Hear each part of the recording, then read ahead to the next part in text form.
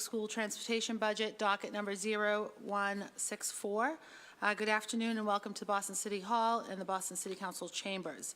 My name is Anise Versailles-George, Counselor at Large and Chair of the Committee on Education. I'd like to remind everyone that this hearing is being recorded and broadcast live on Comcast 8, RCN 82, and Verizon 1964.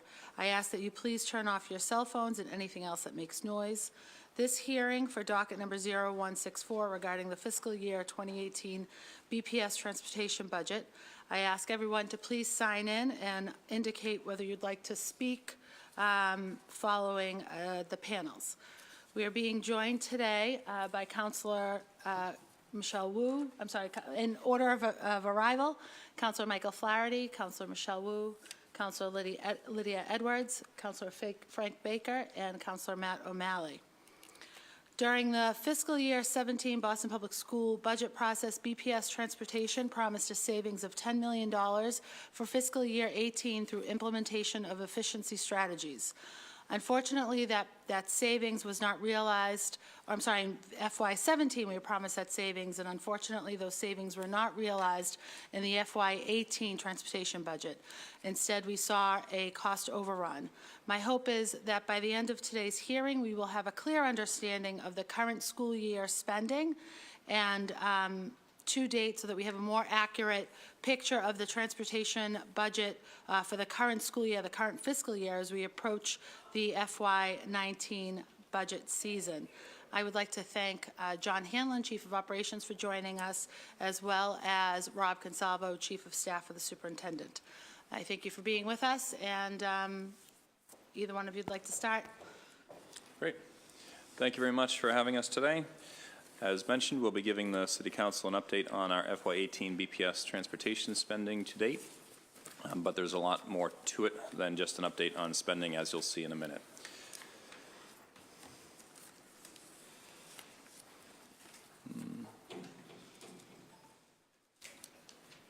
The clicker, yeah. Sorry, the clicker does not appear to be working. Yeah.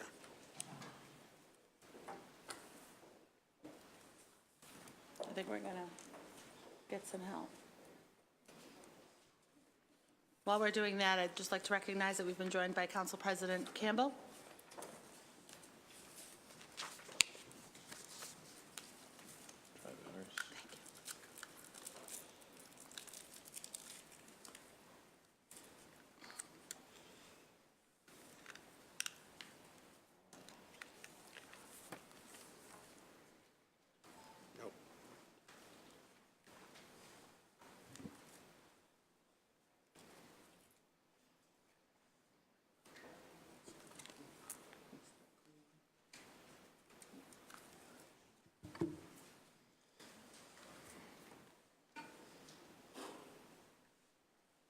Our apologies.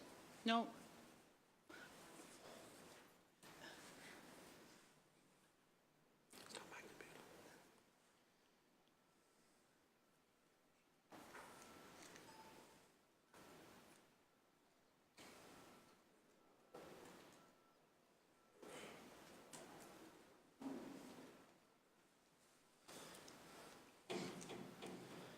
Oh. Did that happen with the clicker?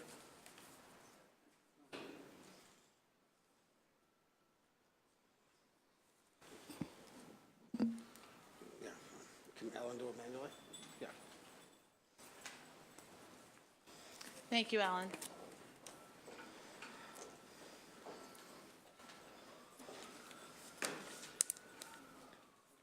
Sorry about that. Okay. Thank you. Thank you. So our agenda this afternoon is to briefly walk through an overview of transportation. There is an awful lot of complexity in the transportation services we provide, and it behooves us to explain a lot of that in detail to the City Council today. We also plan on discussing very briefly some of our big successes for FY18 currently. After that, we'll do an overview of spending over time in transportation before discussing what's been happening in FY18. So roughly half of the presentation will be context setting Thank you. Roughly half of the presentation will be context setting, going over some overview of our work. In addition to that, laying out some of our successes in FY18 and going over spending over time.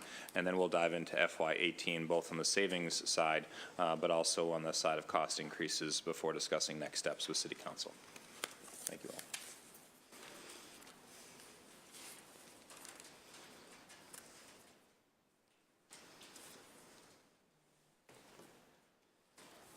There we go.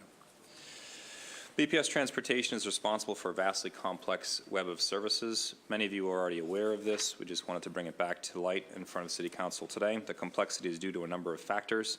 State laws requiring charter and parochial school transportation, which you are well aware of, that we have to abide by. The sheer volume of the schools and students that we serve, sometimes much higher than what people actually anticipate. The fact that we have extensive school choice in Boston Public Schools, far more school choice than just about any other school district in the country. That very fact alone leads to enormous transportation costs. And one thing you'll hear me say several times today is that we're very proud of that fact because, as you've heard members of BPS Finance talk about, the BPS Transportation spending line represents our equity line item. We believe strongly in school choice as a way to level the playing field for the constituents in the City of Boston, to allow for quality education no matter where you live. And because of that, we will continue to see higher transportation costs as a result. Lastly, we do see an increasing number of students with special education accommodations, which we'll detail later on. Again, we're very proud of that fact because we're providing students with the services that they need, but we are seeing an increase in those students with those needs, and that then requires high transportation costs.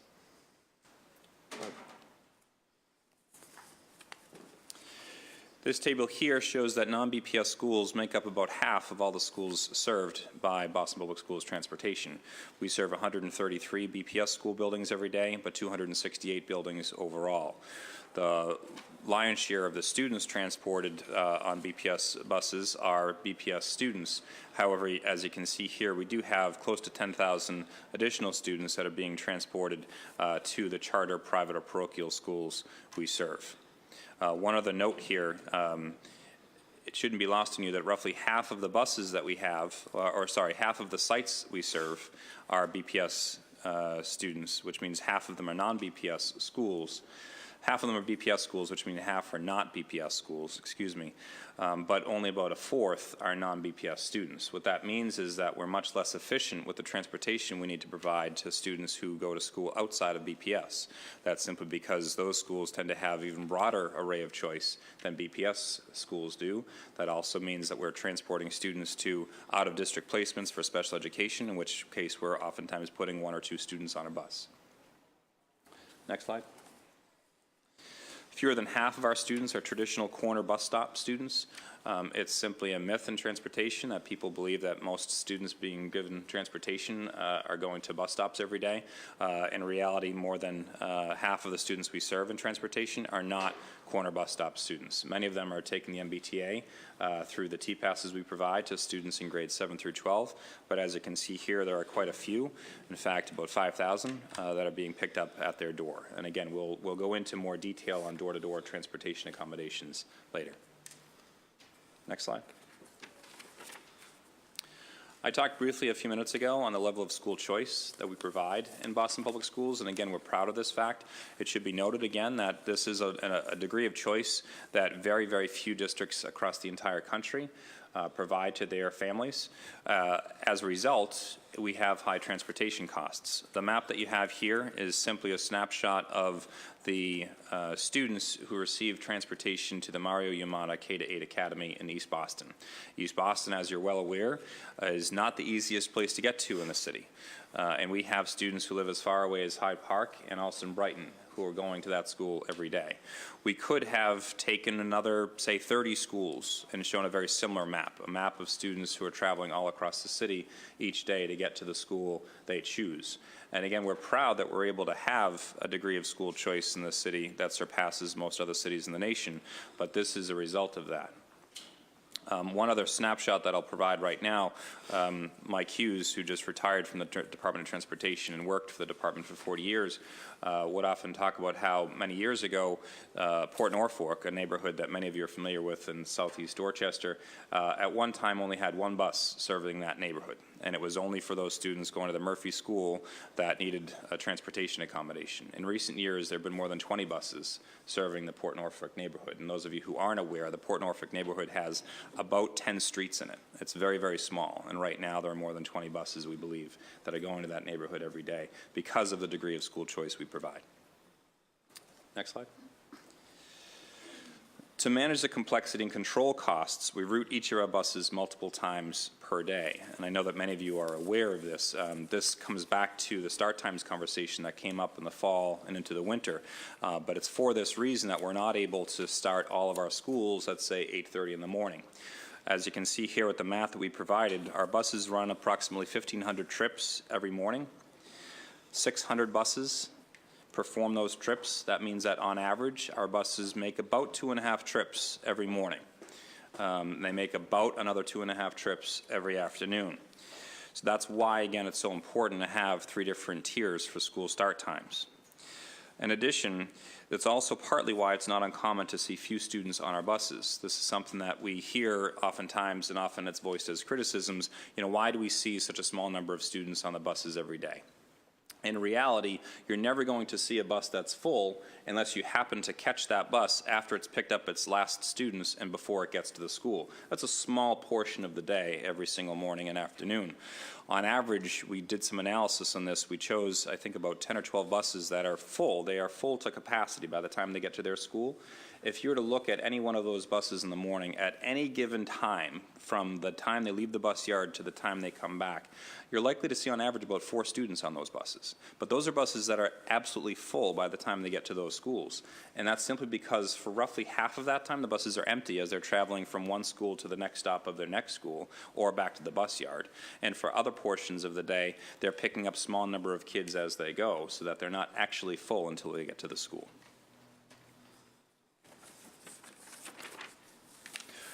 I know one thing that's been discussed before with City Council is an opportunity to provide some more context to the Council on some of these notes that I've just mentioned. It is very complex, and we've only just scraped the surface of it just now.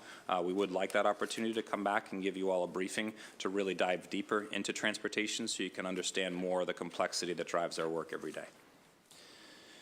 Just briefly now, I would like to touch on some of the successes of this current year and fiscal year 2018. Significant route reductions and increasing opt-outs have been major highlights for this year. Many of you are aware of the work that we've been doing with the team from MIT through the Groundbreaking Transportation Challenge we launched last April, a first-of-its-kind event, which allowed us to work hand-in-hand with a team of thought leaders in the world of optimization at MIT who has done wonders for our work in transportation.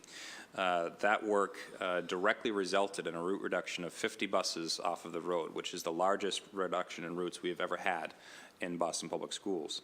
It also led to a reduction of 20,000 pounds of carbon emissions and 1 million miles of traffic clogging bus trips. However, although we often talk about route reductions and the fact that that reduction of 50 buses was the largest we've ever had, one thing that has not gotten a lot of airplay per se is the number of opt-outs that we've had during the year. We've heard firsthand from many of you, our counselors, that we need to do a better job of trying to convince families who are never riding the bus to stop signing up for the bus. As it were.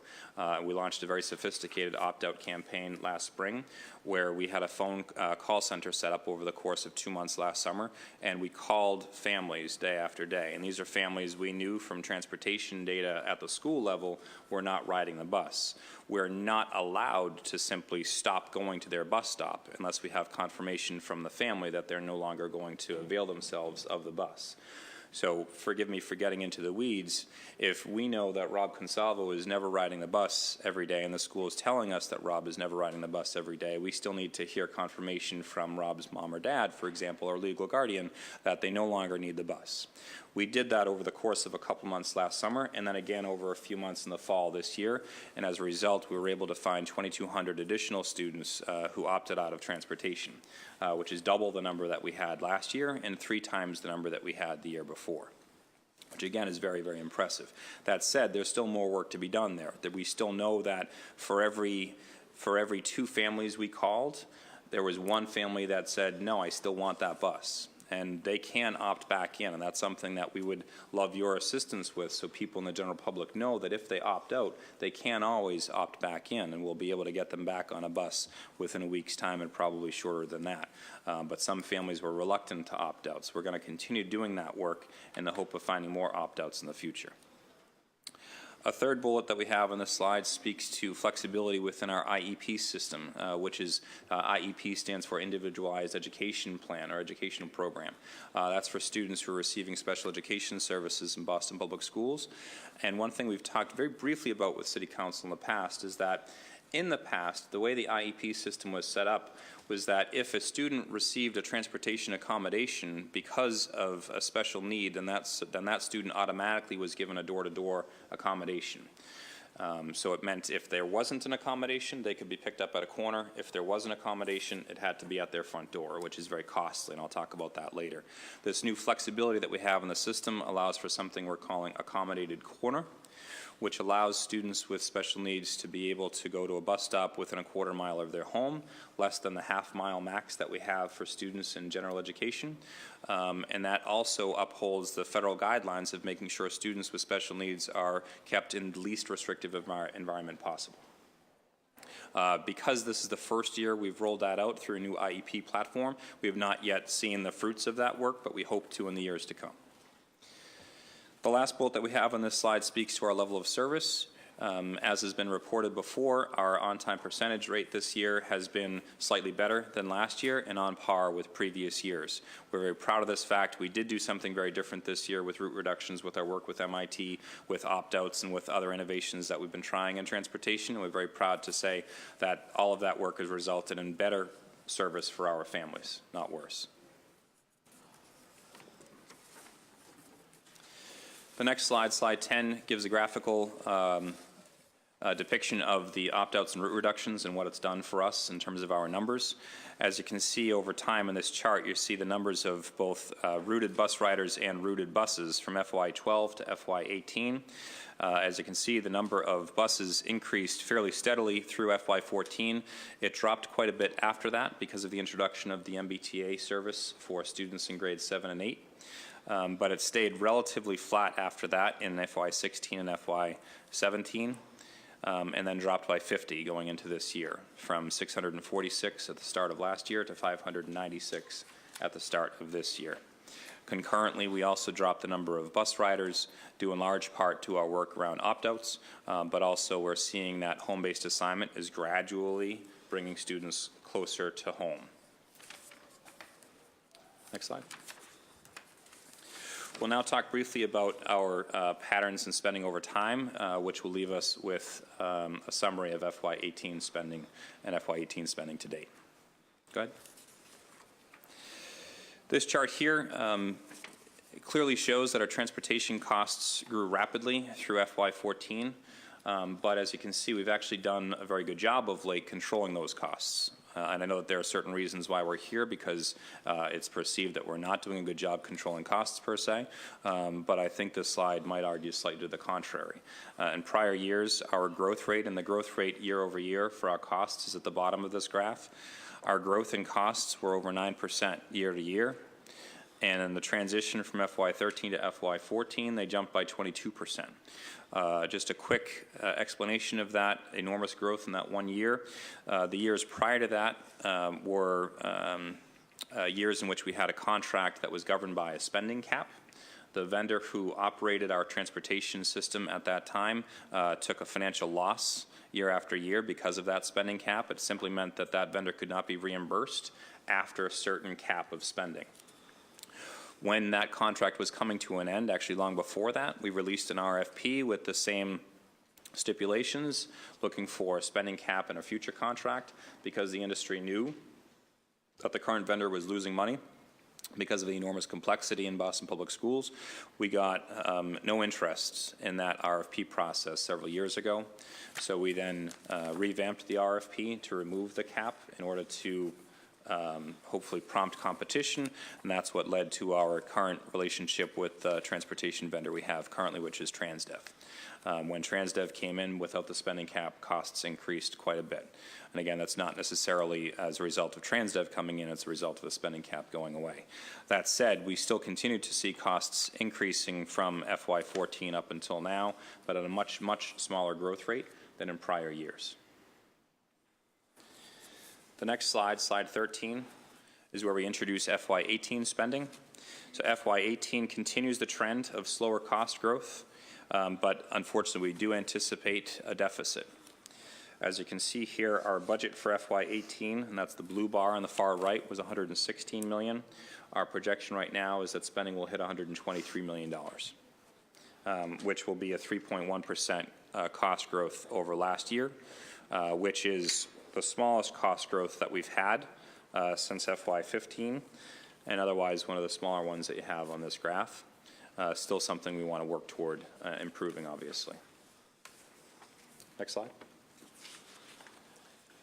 Slide 14 provides a breakdown of our current transportation spending. Again, this is FY18.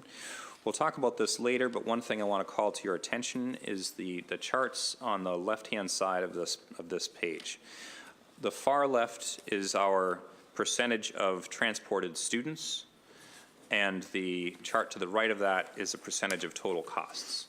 And one thing I want to draw your attention to is 11% of our transported students currently are students who are receiving door-to-door service. That's that light orange color, 11%. However, they actually make up 39% of our total costs. Similarly, if you look at the light blue, you can hardly see it in the far left graph. That light blue represents students who are placed in special education facilities outside of the school district. Again, it's almost a negligible amount. It's 166 students this year, but that actually amounts to 8% of our total costs.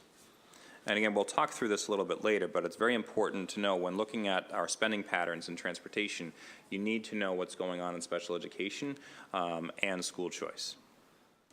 The chart on the far right is a breakdown of our FY18 budget by cost category.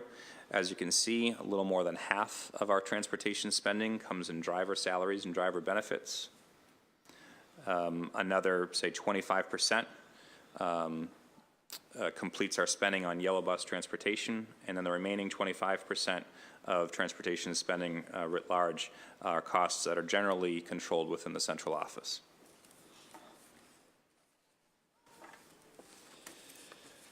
Now to discuss FY18 savings. Go ahead, Don. As was noted a minute ago, we are expecting to see a deficit this year, but like last year, that does not mean that we did not achieve savings. That does not mean that when we took 50 buses off the road, we did not save money. That's untrue. Actually, we did save money, and we saved quite a bit. By taking 50 buses off the road this year, we expected that we saved about $4.25 million in transportation costs this year, as of the beginning of this school year.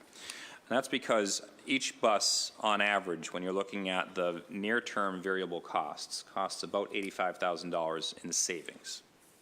Okay, they cost more than that when you roll in all of the fixed costs, which are bus yards, maintenance, depreciation, other factors. But each bus itself, when you take it off the road, you should expect to save about $85,000. Most of that comes from driver wages and benefits, but in addition to that, you also have fuel. By taking 50 buses off the road, we expected that we should have saved about $4.25 million from that, which we do believe that we did save. In the future, when rolling in some of those other fixed costs, but not all, and these are items like depreciation and maintenance, we would have expected to see another $750,000 from that initiative. But just through this year alone, at the very beginning of the year, we would have saved $4.25 million from route reductions alone. Move on. Unfortunately, though, this deficit did not clearly come from only hitting cost savings, which were significant in route reductions. Unfortunately, we had several cost increases that we're going to detail for you today. The first category that we've outlined here are driver or contract-related costs that have increased. The first category of that is exception time. There's a footnote at the bottom of that. Exception time is simply the amount of time that a driver spends behind the bus that has not been designated within that route. So for example, if you are a driver and you have a 1 hour long route and you come back after an hour and 20 minutes, you will then file for 20 minutes of what's called exception time. Sometimes that happens because of traffic. Sometimes that happens because there may have been a route problem. Other times that happens because a bus might be idling where it's not supposed to be idling, or taking longer to get back to the yard, or driving the route not as it's designed to be driven. Through the first few months of this year, we saw a 9% increase in exception time, which led to a projection of a $375,000 cost increase in that category. I want to note right now that we've worked very closely with Transdev, our bus vendor, on this category over the last few months. We're starting to see that decline rather sharply, so as to give us more of a positive outlook by the end of the year. We're asking them to work more closely with our drivers to make sure that they are not idling where they shouldn't be idling, that they are not driving routes the way that they're not designated to be driven, so that we can control those costs. Another category that we have here is standby drivers. Standby drivers, again, there's a definition in the footnote, are drivers that are essentially drivers on backup. And they're given a minimum amount of time every day that they need to report to the bus yards. And they're often used every day if drivers are absent, or if the bus breaks down, or if there's some other emergency on the road. Last year, we had 16.4%, a 16.4% standby rate, which meant you look at the number of routed buses that you have in a given year, and you apply a percentage to that, and that will then give you the number of additional drivers you need to be that backup service that we do need every day. Last year, we went into the year with a 16.4% standby rate. This year, we knowingly went into the year with a 20% standby rate. That's simply because we knew that we were doing something different this year. We knew that we were taking 50 buses off the road. We were trying something that hadn't been fully tested in the eyes of the public. We were working very closely with the MIT team. We were launching some other innovations. We wanted to make sure that we had some extra precautions in place so that the level of service did not suffer because of those innovations. As you can see, the total for exception time and the standby drivers aspect amounts to $600,000 of a cost increase. If you go to the next slide, two last categories that are driver or contract related. One is administrative leave with pay. Currently 35 out of 750 bus drivers are suspended with pay. These costs are 34% higher when compared to the same time last year. On one hand, that's negative because we have a large number of drivers that are not driving right now but are being paid. On the other hand, that's a positive because we're working very closely with Transdev to make sure that discipline is being handed out where it needs to be. In the past, one could argue that it wasn't handed out as often as it should have. And we're working closely with Transdev on that to manage that and also to return drivers back to the road. And I should also note a significant number of these drivers are drivers that are involved in DCF investigations right now, in which case we're sort of at the mercy of the Department of Children and Families to move those investigations along. The projected cost increase from that this year is $420,000. Lastly, by making route reductions this year, we allowed for additional severances to be handed out to drivers so as not to lay off drivers and so as to continue to have strong working relations with that union. As a result of that, we had 12 additional severances that were given out. This was all detailed at the beginning of the year when that conversation was a relevant topic. That led to a cost increase of $220,000. The next category that I'll outline for you is related to traffic and other factors. Those of us who drive around the city of Boston on a daily basis, I think we all knew intuitively this year that traffic was worse. We've seen various studies that have in fact confirmed that. And in fact, depending on the source that you look at, and the Boston Globe ran a study on this a few months ago, traffic has increased anywhere from 1 to 3.4% this year. This has an outsized effect on transportation service, as even a 1% increase in traffic can decrease our on-time performance by 2%. Part of the reason for that, just to explain it a little bit, is if you remember, our buses serve multiple schools. If there's slow traffic in the first leg for a certain bus, and that slows that bus down from getting to its first school on time, well, there's a very good chance that that bus is now going to show up late at its second and third school as well. Obviously, at a certain point, we can't allow for that, and we try to fix those problems where they arise. That then means adding buses into the fleet. So we started this year with 596 routes or buses. We've since added 12 buses or 12 routes to the system in order to mitigate against some of the challenges caused by traffic. This, as I mentioned before, is also a factor in the exception time increase. Quite frankly, it's something that we're going to have to monitor very closely. We've already begun discussions on this when the North Washington Bridge closes next year. That in and of itself will create a traffic nightmare in that part of the city, and it's something that we're already working to proactively manage. Other factors should also be spelled out here. They consist of parts procurement from Transdev, facilities costs, which are typically weather-related, and fuel costs, which have outpaced our budget to date. These other factors alone led to a $1.3 million increase in spending. Next. Our next category goes into a little bit more detail on the variability of costs by rider type. This table here very clearly shows the differences in average costs based on the type of rider that you are. If you are a BPS corner student, that means that you are a student being picked up typically at a street corner to be driven to school. On average, you're going to cost us a little less than $3,000. Last year, it was a little less than that. For BPS door-to-door, so these are students who attend BPS schools and are given an accommodation to be picked up at their front door. Those students typically cost us a little less than $10,000 on average. For charter students, and these are all charter students sort of meshed together. We have about 5,000 of them this year, and they cost us a little more than $3,000 per student. Again, more than the BPS student, but I should note it's not a dramatic difference from a BPS corner student to a charter student. For a private special education student, that's a student who is placed at a private special education facility outside of the district. Unfortunately, those students cost on average more than $56,000. And that's simply because in many cases, if you have a student who lives in, say, South Boston and is attending a special education facility in Peabody, the bus that brings that student to the school oftentimes is only bringing that one student because we need to try to get that student into the school or to the school within an hour's time, if at all possible. That means we can't take other time to pick up other students, and quite frankly, we don't have many other students going to that site anyhow. As a result, you're not able to reuse that bus day after day. So in many cases, you have students who are given a bus to school, and they are the only student riding that bus every morning and every afternoon. The last category that we have on here is private school or parochial school students. On average, they cost us a little more than $6,500.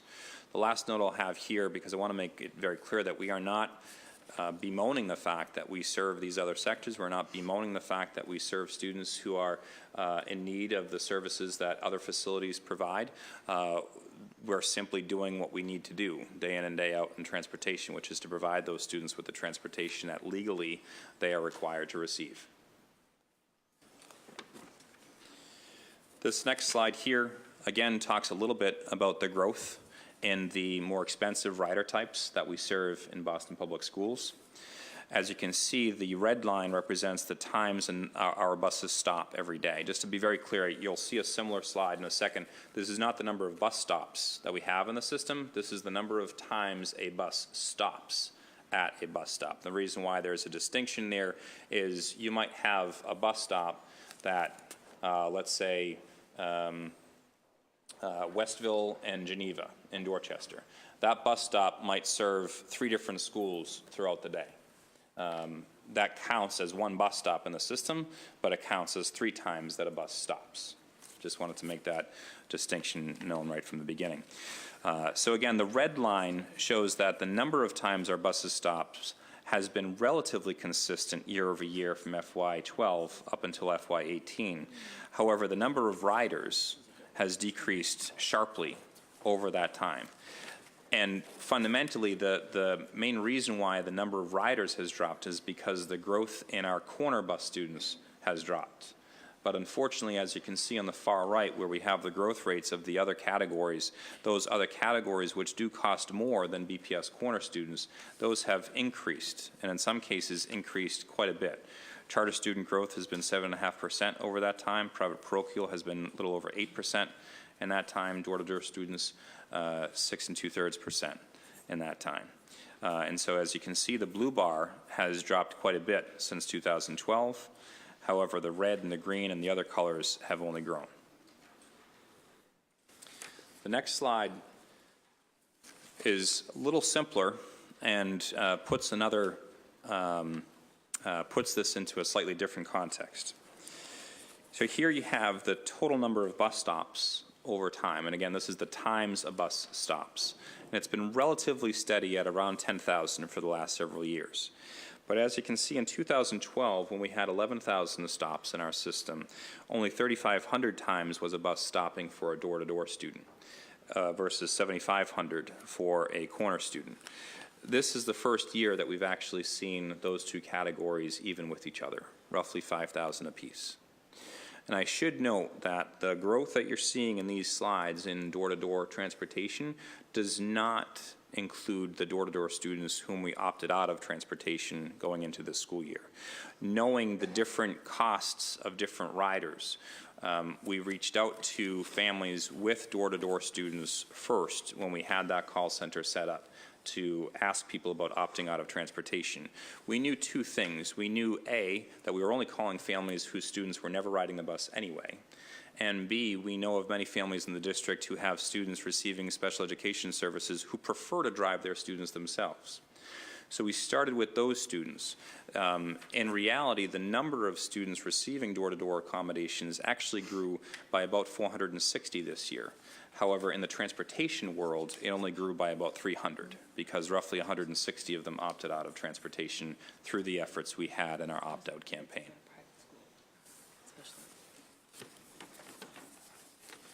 The next slide also speaks to some of our cost growth that's happening as a result of special education services. Many of you are familiar, I'm sure, or remember quite well the story that came up last year, which led to many requests for bus monitors on every bus. We talked about how that would be cost prohibitive to do that.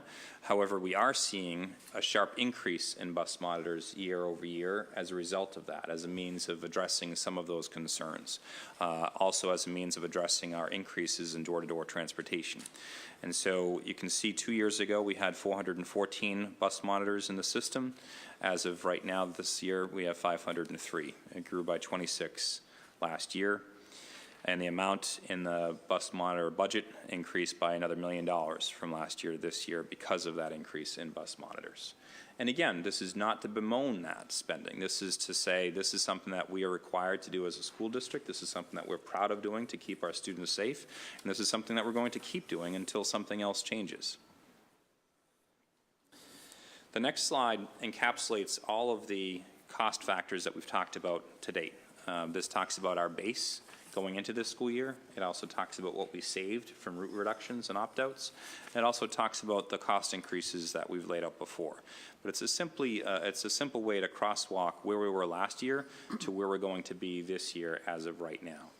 And as you can see on the far left, when you factor in our FY17 spending plus our required cost increases for this year that were already part of FY18 budgeting, we had about $121 million or so in projected spending. We then thought that we would save $4 to $5 million in transportation this year as part 2 of that $10 million savings target from 2 years ago. And so that green bar represents those savings which were delivered through route reductions, which I outlined earlier on. Those red bars then graphically show the cost increases that are reported to you on the previous slides, from driver or contract-related costs to traffic to other factors, the increases in door-to-door and private special education services and bus monitors. And that leads to our current projection of spending of $123 million. I want to be very, very clear that we are still doing things every day, both internally at Boston Public Schools and with Transdev, our bus contractor, to control costs as much as possible.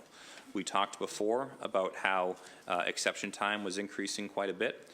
Quite frankly, because of our driver's contract, we're not able to control that as much as we would like, but we are working with TransDev to reduce that in places where it is possible to do.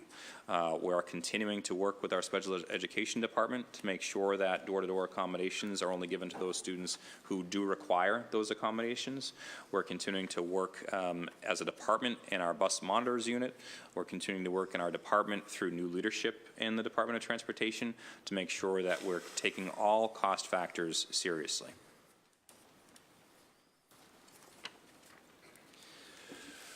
I'll end the presentation and certainly open it up to questions, talking very briefly about some next steps.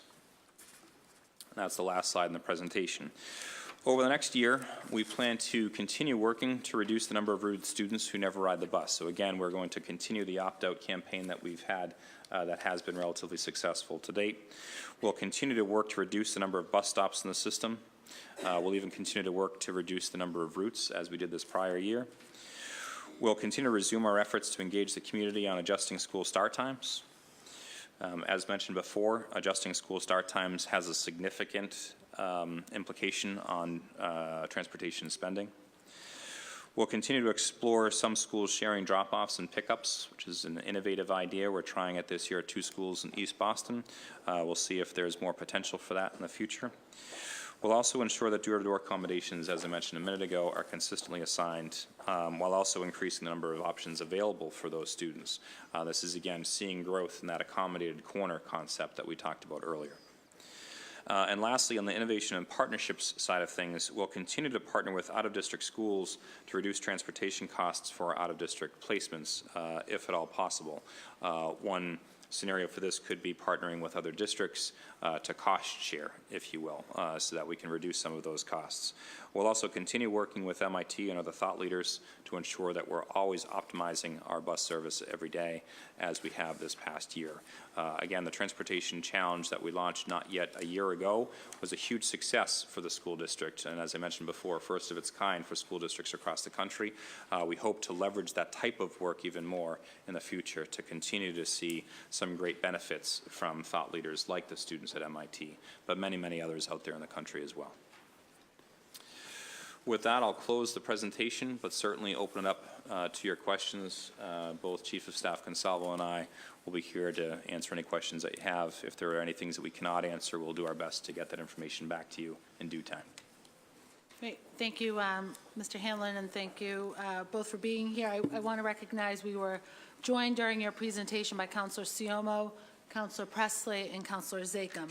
I just have two quick comment and a question, and then I'll allow my colleagues to ask their questions. I am having a difficult time, and this is my problem, but I want to state it for the record. I don't understand how we realize savings but still increase in spending. So that's something that I'm going to have to work on, and perhaps you can help me through that another time. How many buses do we have in our fleet? Right now in our fleet, we have 757 buses. And that includes the reduction by 38 that you mentioned in the presentation? Correct. And then how many lots do they live in? We have 4 bus yards. And do we own those, or do we lease them? We lease them. All 4? Yes. Okay, great. Thank you, and I'm sure I'll have more questions, but I'll pass it on to Councilor Flaherty. Thank you, Madam Chair. Just a congrats on the opt-out piece of that, and just ask that you continue to double down efforts there. I think former colleague Councilor Consalvo can attest. I started talking about opt-outs back when my kids went to the Murphy School and saw a huge cost savings in that, and so it's happy to see that opt-outs are starting to produce results, and just continue to keep your eye on the ball with respect to that. And then a question on the door-to-door. I guess what qualifies one for door-to-door service? So, for example, one factor we know of, quite frankly, that's led to an increase in door-to-door accommodations is we're also seeing year after year a significant increase in students with autism being assigned to placements in the school district, which, quite frankly, is exciting. It means that the schools like the Joseph Lee School in Dorchester that serve large numbers of students with autism are doing a great job for that community, and we're seeing that increase in our enrollment. Students with autism and other students with significant significant cognitive or physical disabilities are oftentimes given door-to-door accommodations. Students that receive what's sometimes referred to in education parlance as pull-out interventions, those are students who are pulled into a resource room once or twice a week. Oftentimes those students do not meet the threshold per se for a door-to-door accommodation. But there are many, many different special education codes in the school district, many different kinds of services. Though that's just two different categories I can spell out to more simplify it. Okay. And then page 13 of the slides, we see that from fiscal year 10 to fiscal year 18, it was a $43 million, overall $43 million increase. But there was two notables, obviously 2011, it dipped down in 2015. 2011 probably predates you, John, but didn't know whether or not there was anything specific that contributed to the dip in 11 and the dip in 15 that you can point to. So it's a very good question. I'd like to confirm this after the fact, but my sense of that is that 10 and 14 represented the first years for the new contractor, which sometimes lead to higher costs in year one of a vendor coming in, and then the costs stabilize or reduce somewhat after that. Sure. And then the last question, just around fuel maintenance and repair, really specific around, I guess, the maintenance and repair. Several years ago, I had discovered that we were sending our buses up to New Hampshire to be repaired. So is there an opportunity for us to take a look at those contracts? So who are we vending? Who are our vendors? Who are we contracting with? Are they local mechanics? Are they local auto body shops? Are they local, auto stores, if you will, just to make sure that obviously if we're making these repairs that we're doing it locally, but also that we're looking closely at those contracts as well, just to make sure that we're not being taken advantage of. If you don't mind, Councilor Flaherty, we'll get back to that information, but just to clarify, my sense is if we are going out of state for those contracts, that it's because of cost.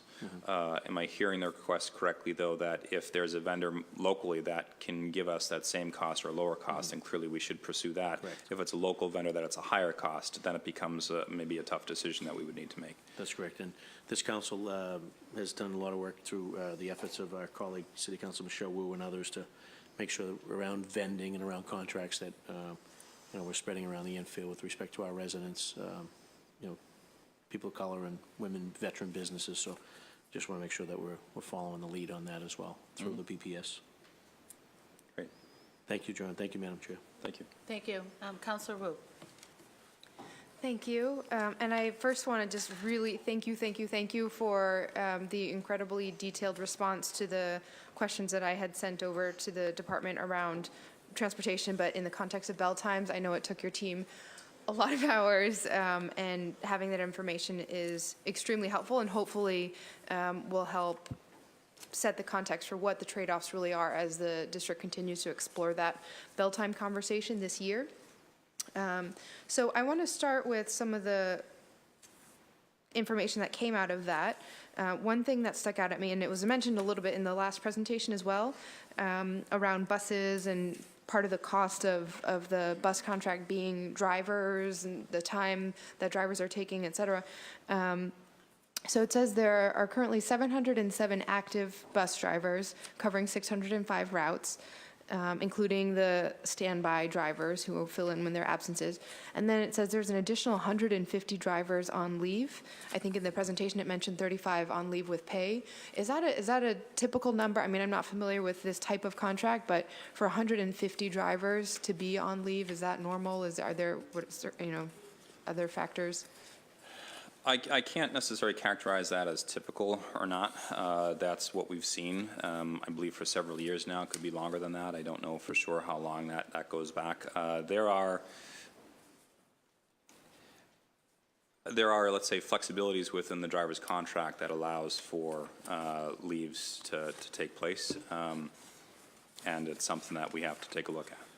And so out of the 150, though, 35 are currently being paid. Correct. But the rest are not, and it's various reasons listed in here. Okay. And then in the section describing contract costs, largest factor is the number of routes, great explanations, and then the duration of trips, which include a sort of planned time for the route, but then it says there's driver hours beyond what is designated for each route. What does that typically mean? That's the exception time that I discussed briefly in this presentation from today. An exception time can come up for a number of reasons. A common reason for exception time is if a driver runs into significant traffic. Okay. Let's say he's running the route and it's the same route he's been doing every day, and all of a sudden there's construction along the way that has caused a detour.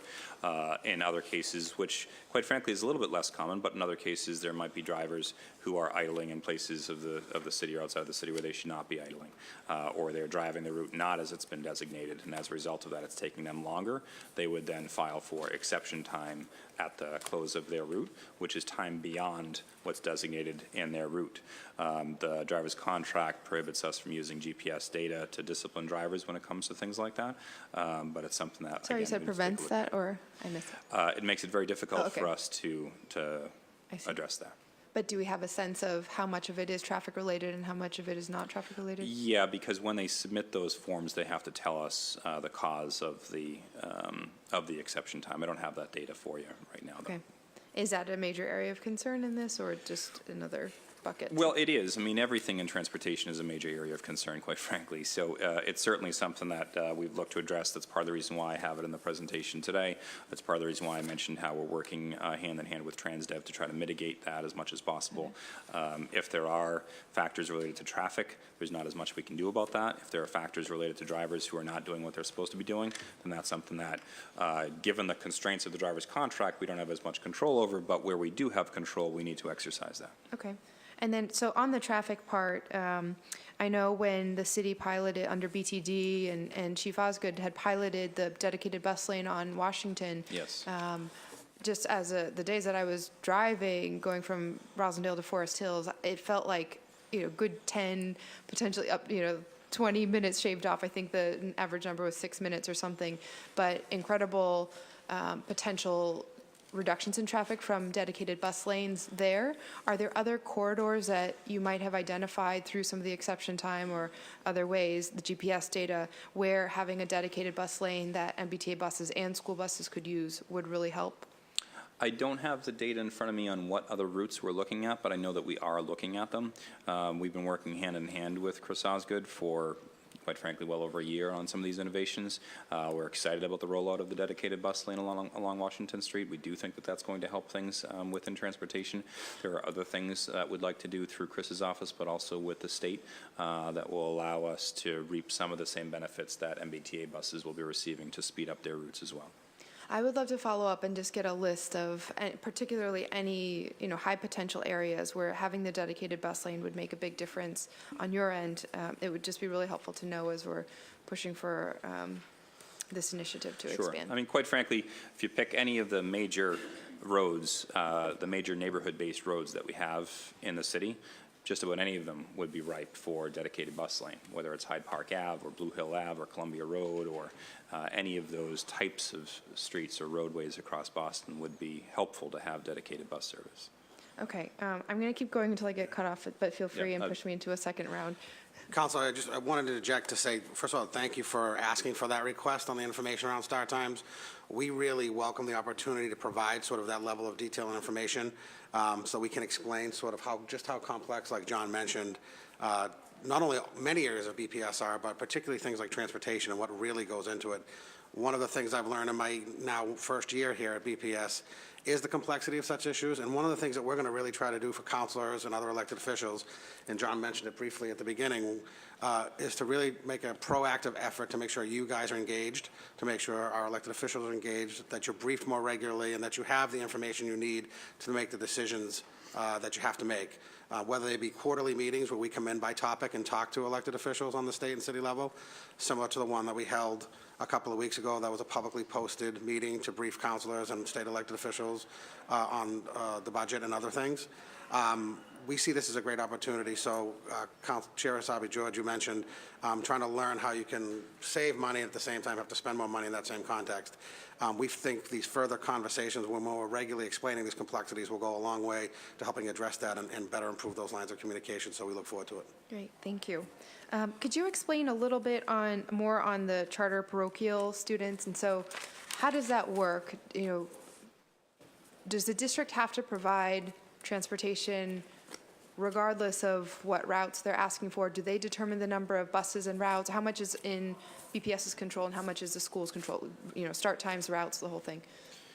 So I think the easiest way to answer that question is who receives the transportation, we have no control over. That's simply governed by state law and our own policies. So I guess you could say because our own policies play a role in that, if we changed our own walk to school distance from 1 mile to 2 miles for students in grades K through 6, then we wouldn't have to transport charter school students who live between 1 mile and 2 miles either, because we need to do the same for charter school students that we do for our own students. I'm only using that as an example. It's not something that we're considering right now, but whatever we do within our own policies for BPS students, we have to do for the charter and the private parochial students. Because of that, we have no control over who receives the transportation, but we do have control over how those students are being driven to school vis-a-vis what their bus routes look like. So every year we work very closely with our charter partners and our private parochial partners to get their enrollments for the upcoming year. We then treat those students just as if they were BPS students. They're all put into our transportation database, and then they're all put through, in this past year, the MIT solution for bus routing. In prior years, our software that we have for bus routing.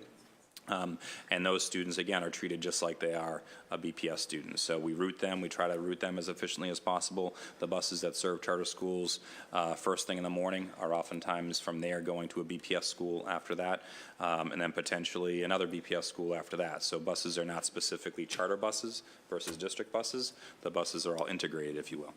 Okay, last question for this round. Are there any big picture, kind of out-of-the-box ideas that are not related to buses that we have been exploring, that you all have been exploring related to transportation? So things like paying parents to drive a carpool rather than get a bus, or some sort of supervised ride share or supervised walk to school where there could be, I don't know, something like that. I'm not at a point right now where I can speak publicly to anything that we're considering right now, but there are some strategies that, yes, we are contemplating. We need to make sure that they would prove fruitful both from a financial perspective, but also feasible from a legal perspective within the constraints of state law, if you will. So yes, we are considering some other innovations. I'm just not at a point yet where I would like to. For next school year, or? Potentially for next school year. All right, And I would just add, as we're working more closely with the council, we certainly welcome any ideas and thoughts you may have around that. I've always said there's no such thing as a new idea, just a good idea. And certainly working through Alan McDonough, our team, we're happy to work together with any thoughts you may have. Thank you. Thank you, Councilor Wu. Councilor Edwards?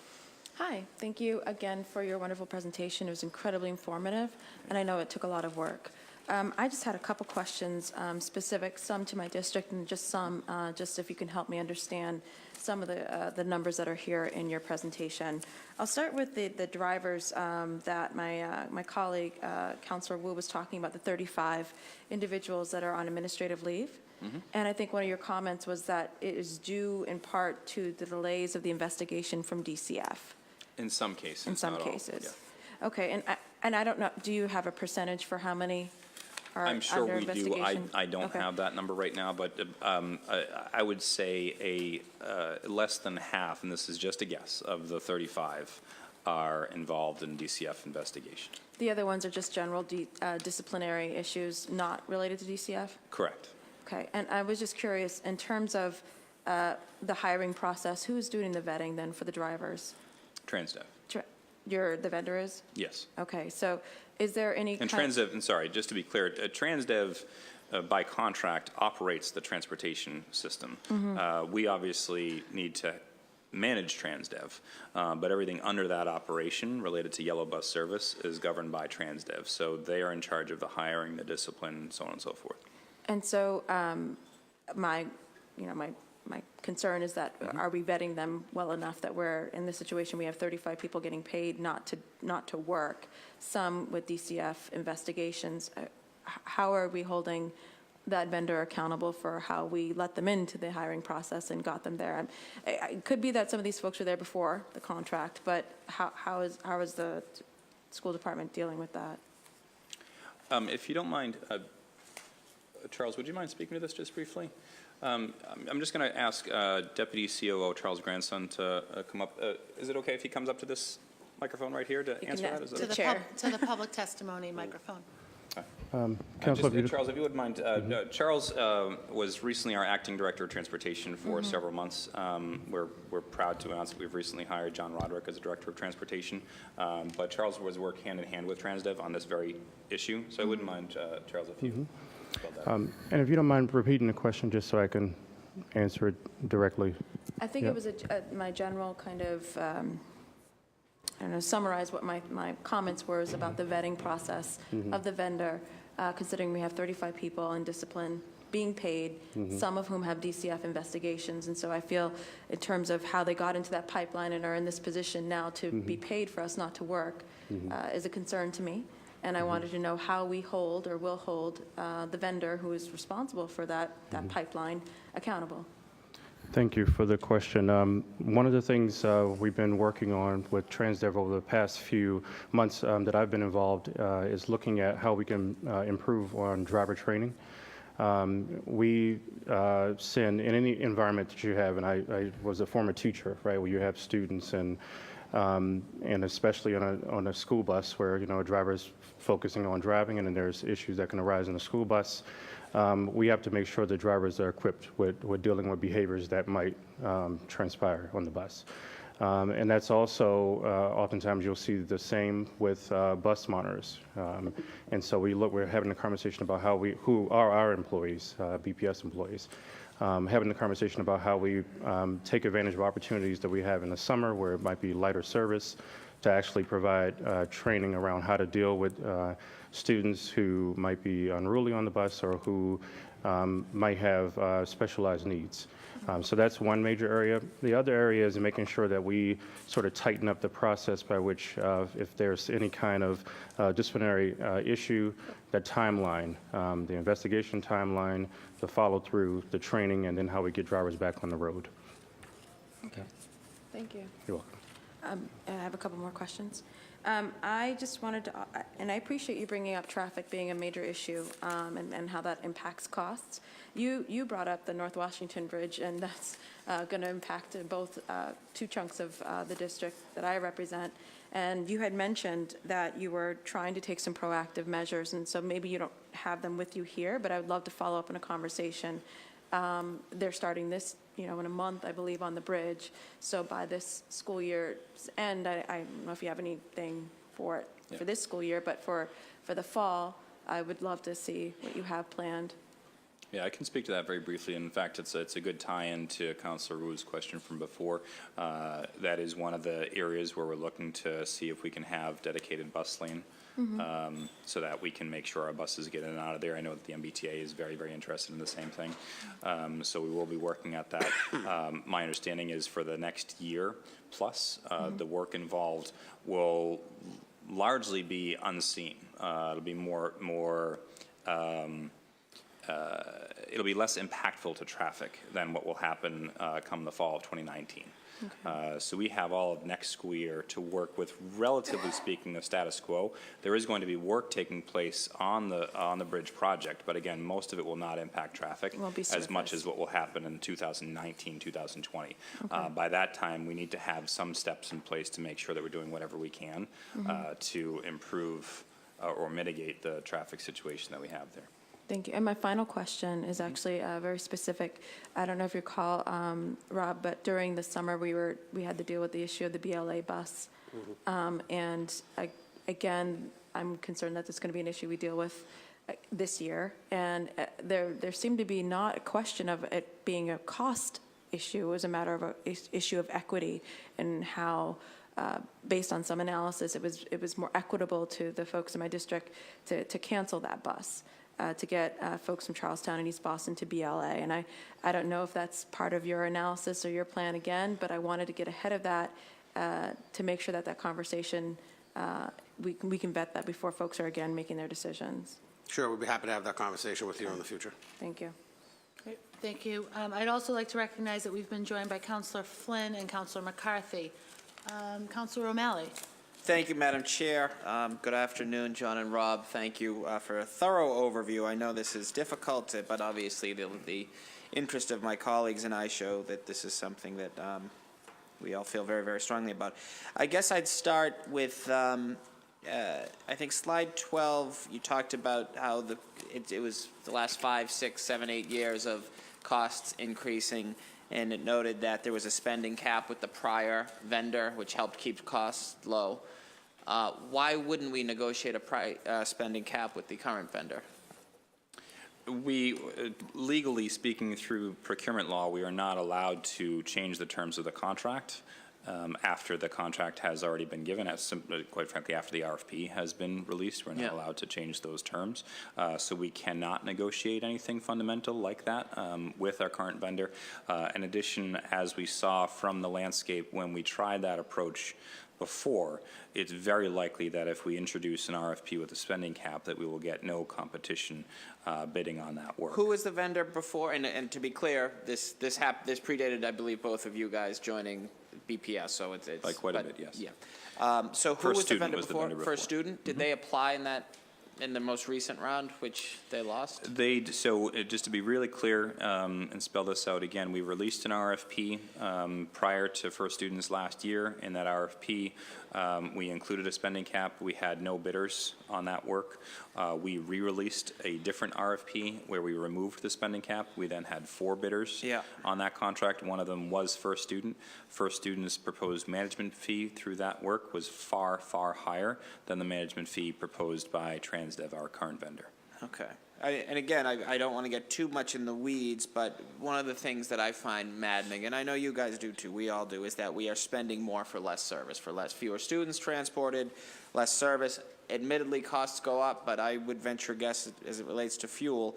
Fuel is less expensive now than it was 6, 7, 8 years ago. There's been fluctuations, but it's cheaper now than it was in probably 2009, 2010. So when I hear that some of the added costs with this vendor, and Councilor Wu asked about sort of the high number of drivers who were suspended, and you couldn't answer whether or not that was an anomaly, but if 35 out of 750 drivers are suspended with pay, I believe the slide said it's a 34% increase over last year. That's a staggering number. So I guess my question to you is, and I'm not looking to necessarily point blame, but it seems that this vendor is not helping us actualize more of these savings than we need to. So when is their contract up, and how do we get, I would think this is an incredibly attractive contract for people to get. I believe you that no one applied for a spending cap and there were only 4, but offering transportation to Boston Public Schools, I would think would be an enormously attractive package for any vendor. How do we work with them to get a better deal for both our taxpayers and, more importantly, our parents and our students? So I think one way I'd like to approach that is actually to provide a little bit more clarity, because I can see how you're coming to those conclusions or assumptions based on the data that you have in front of you. In reality, we're actually very happy right now with the work of our vendor. They replaced their local leadership prior to this school year, at the very beginning of this school year. We have a much closer working relationship with the vendor right now. We've also filled 2 of our own very significant vacancies that we went into this school year with over the last few months, which again allows us to strengthen our relationship with Transdev. One thing that you see in terms of this increase in suspended with pay, on the one hand, it looks like a negative, and I mentioned this when I was describing it before. It looks like a negative because it's a cost increase, and what's going on, and why do we have 35 drivers suspended with pay. On the other hand, it's actually a positive because we're taking more proactive measures right now to discipline drivers when they need to be disciplined, which is not necessarily something that was happening in years prior. We believe that this is keeping our children more safe. As Charles was relating, we're working very closely with that transportation vendor to make sure that the length of time that our drivers are out on leave is less than it has been in the past, so that we can return these drivers to the road as fast as possible. So in many ways, we're actually much happier with TransDev now than we were, say, a year ago. We believe that we'll continue to be in the future. And Council, I just add to that, how serious we do take that working relationship and that review and constant working with TransDev. Charles Granson, Deputy Chief of Operations, is brand new in a new position to help monitor and oversee that and oversee that work. Hiring a brand new transportation director. So just can tell you that, making sure that we have a good relationship with the vendor and that the vendor is working with us to help address issues we see is a #1 priority based on the moves we've made to help strengthen John's team.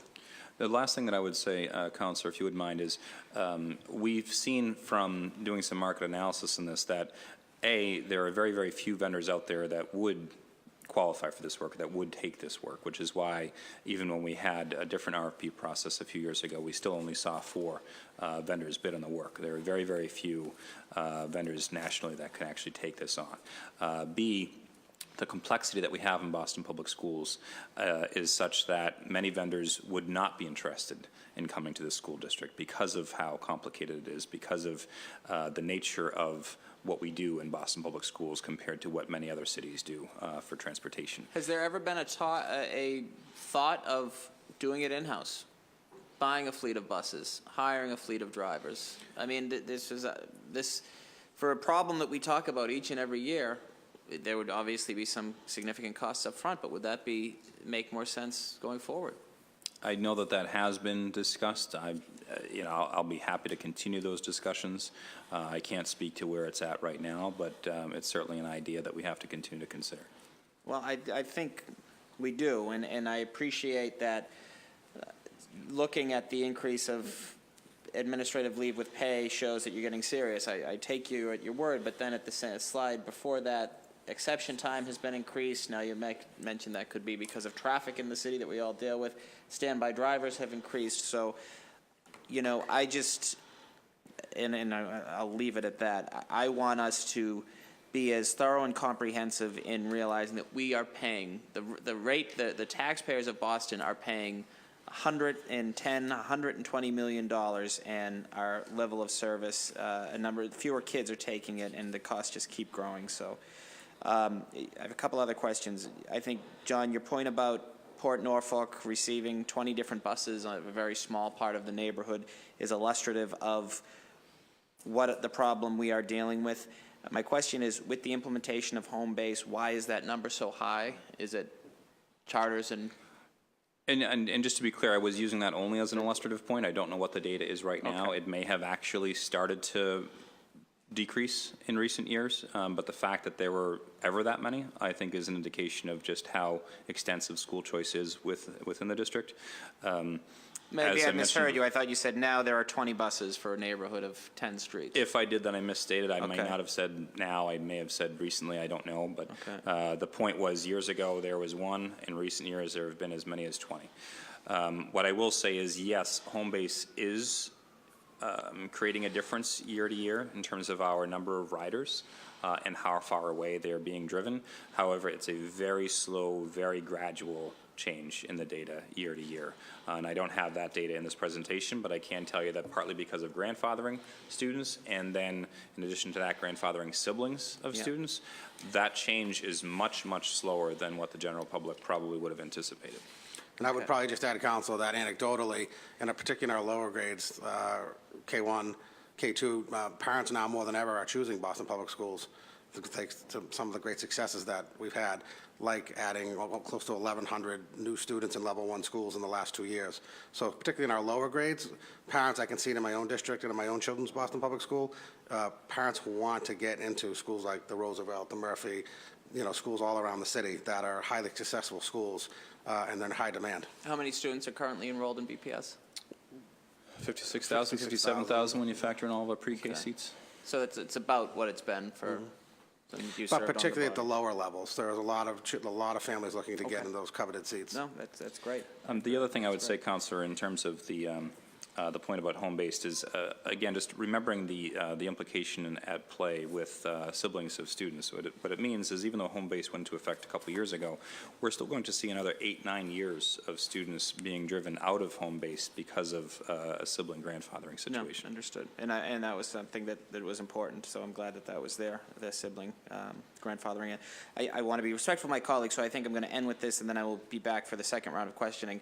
The door-to-door versus corner pickup seems to be driving a lot of the increased costs. And I wonder, is it an option for a student who's receiving an IEP who would automatically get door-to-door service that he or she could receive the corner service?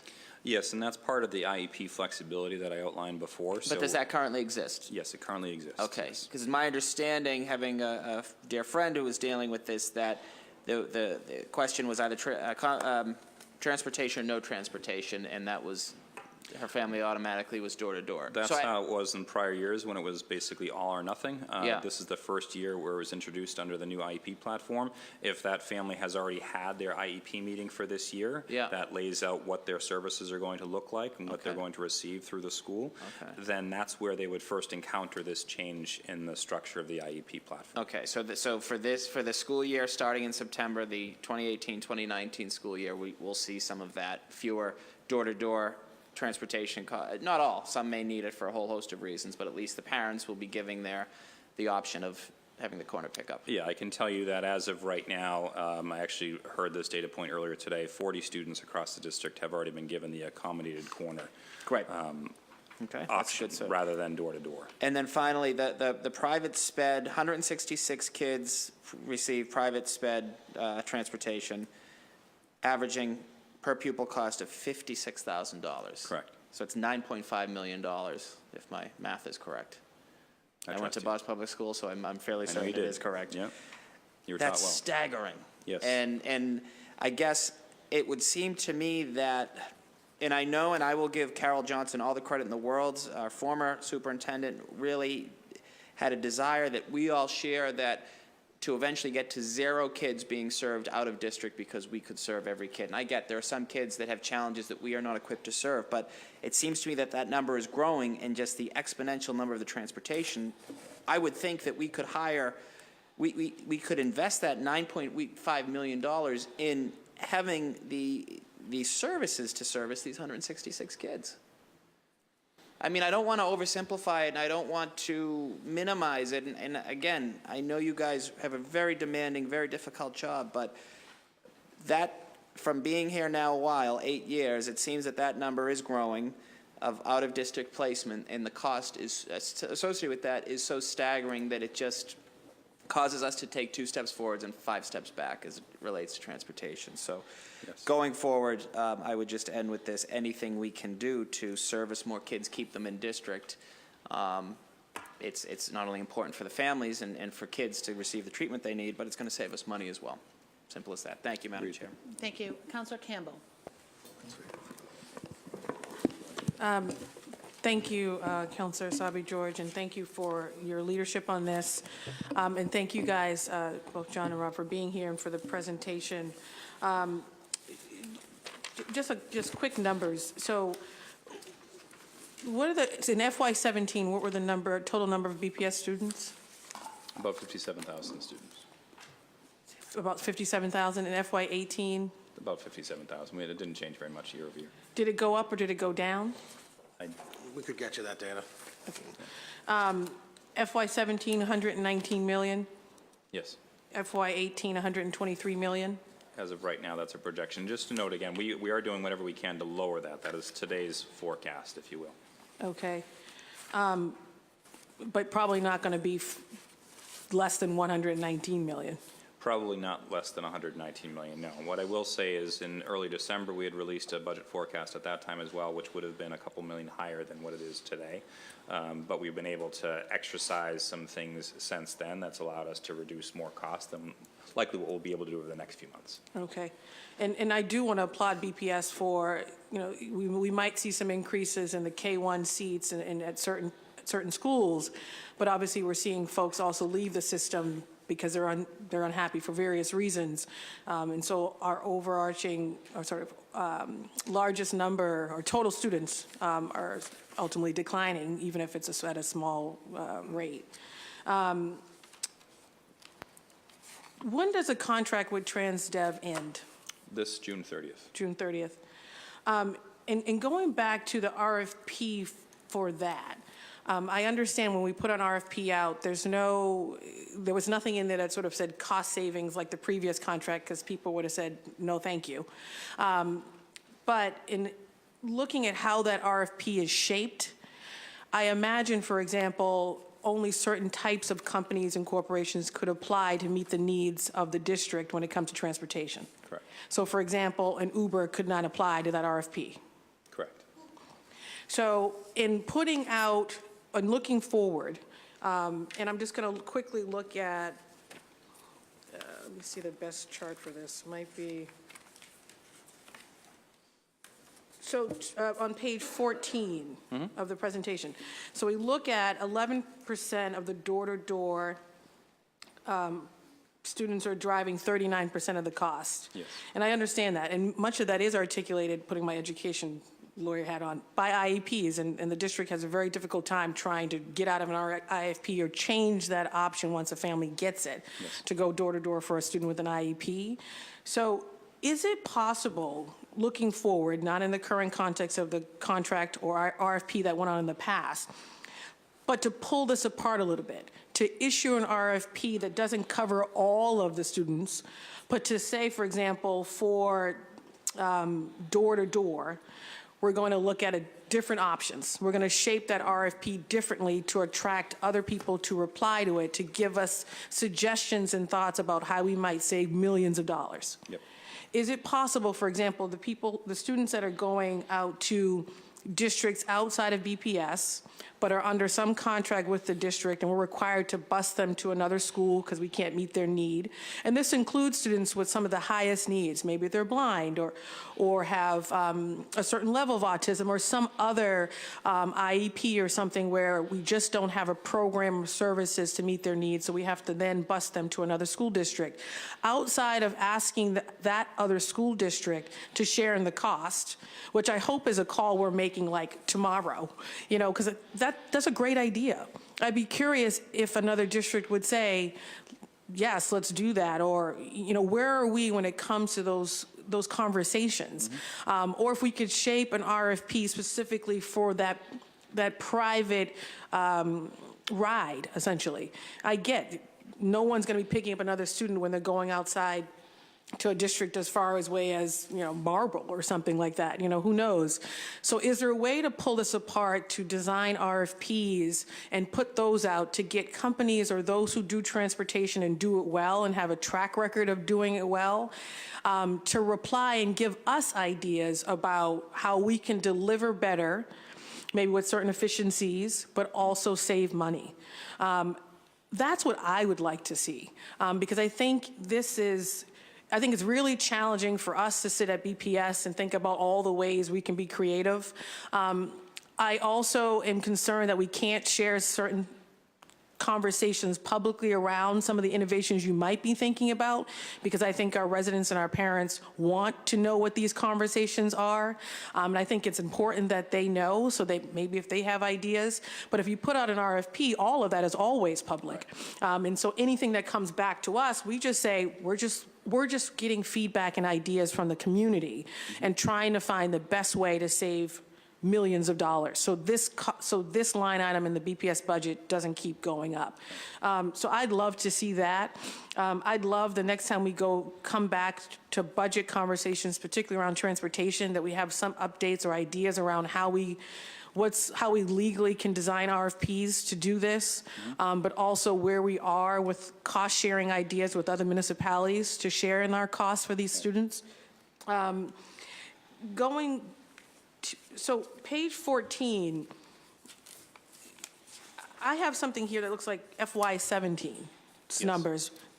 So Very similar. very similar. So, but the one thing that stands out to me is, so for example, if you look at that 11%, of the door-to-door. It was 11% last year. It was 11%.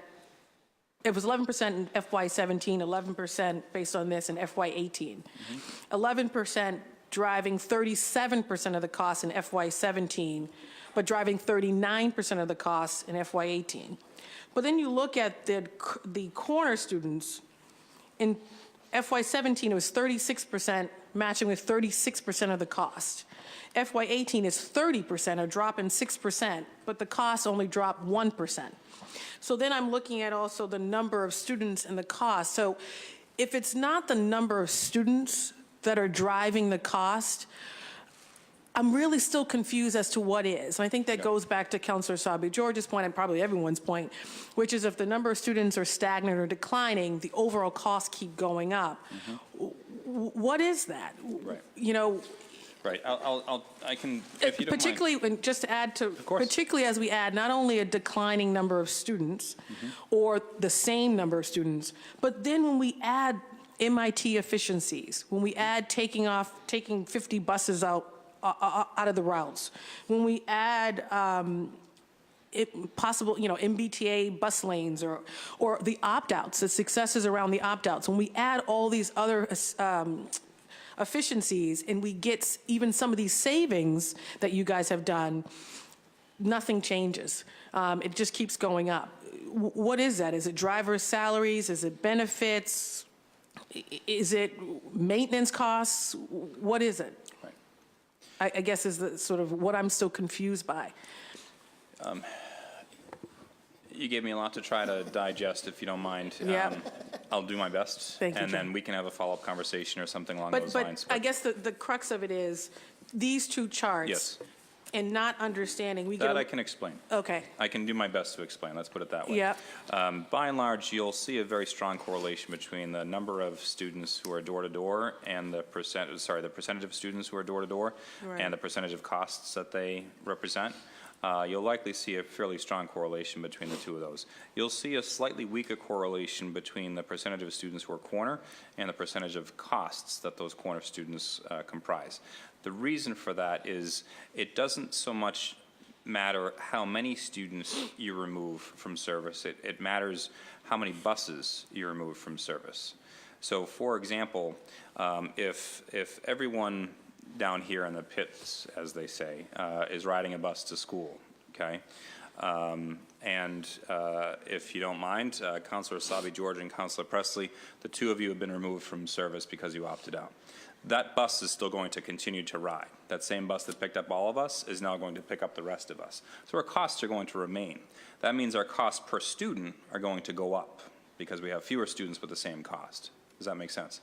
Because of the one bus. Because it's still one bus. Conversely, if there was one bus serving the four of you and there was one bus serving the rest of us, and now this next year, Chief of Staff Consalvo and we also opt out. Well, that means that we've just removed a bus from service. And so one bus is still going to remain, but one bus is not. And so in that way, we're actually reducing cost quite a bit. But it really depends on where the students are and what the makeup is of those bus routes that they're assigned to, if that makes sense. The reason why we would see a stronger correlation between door-to-door is because typically door-to-door students are living further away from school, in which case if you remove one or two of those door-to-door students, you have a better shot of removing that bus or filling that bus with other students, if that makes sense. On that note, your concept before of having two different RFPs, one for, say, door-to-door or private special education, one for general education, it is something worth considering for sure. We need to make sure, though, when doing that it would lead to cost savings. What we have right now is an integrated bus system where if, again, all of us are riding a bus, if I require door-to-door service, I'm still riding that same bus that everyone else is.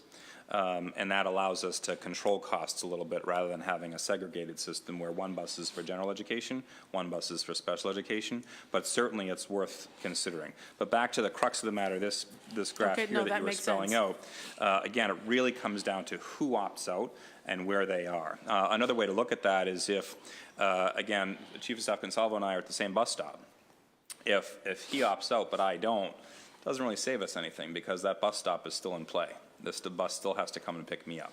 It helps eventually once you get to a certain number, right? But it's not as directly linked to cost as what you'd think. And so that explains the correlation, sort of the corner to corner with costs. It may drop in number of students, but the costs, overall costs don't necessarily go down, whereas the door to door you can really see a difference. Correct. And from And my sometimes they will understanding go down in corner too, Yep. just to be clear. Like, Right, there is a depending correlation. on how the route There is a looks. correlation, just not quite as strong as what people would imagine.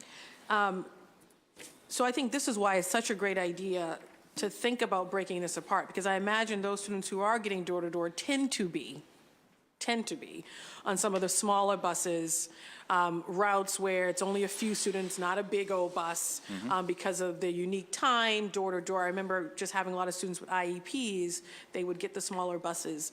So I would think this is a way to test some of that out, but also to pull it apart so that anyone who is looking to bring suggestions and ideas, it's more practical for someone to take a piece of this versus the whole system.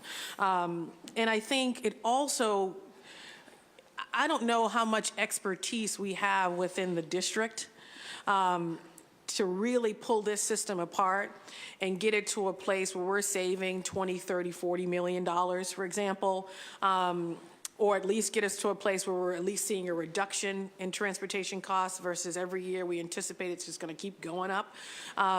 So I really think this idea of looking at other folks bringing in their expertise based on whatever model they use for transportation could be extremely helpful to us.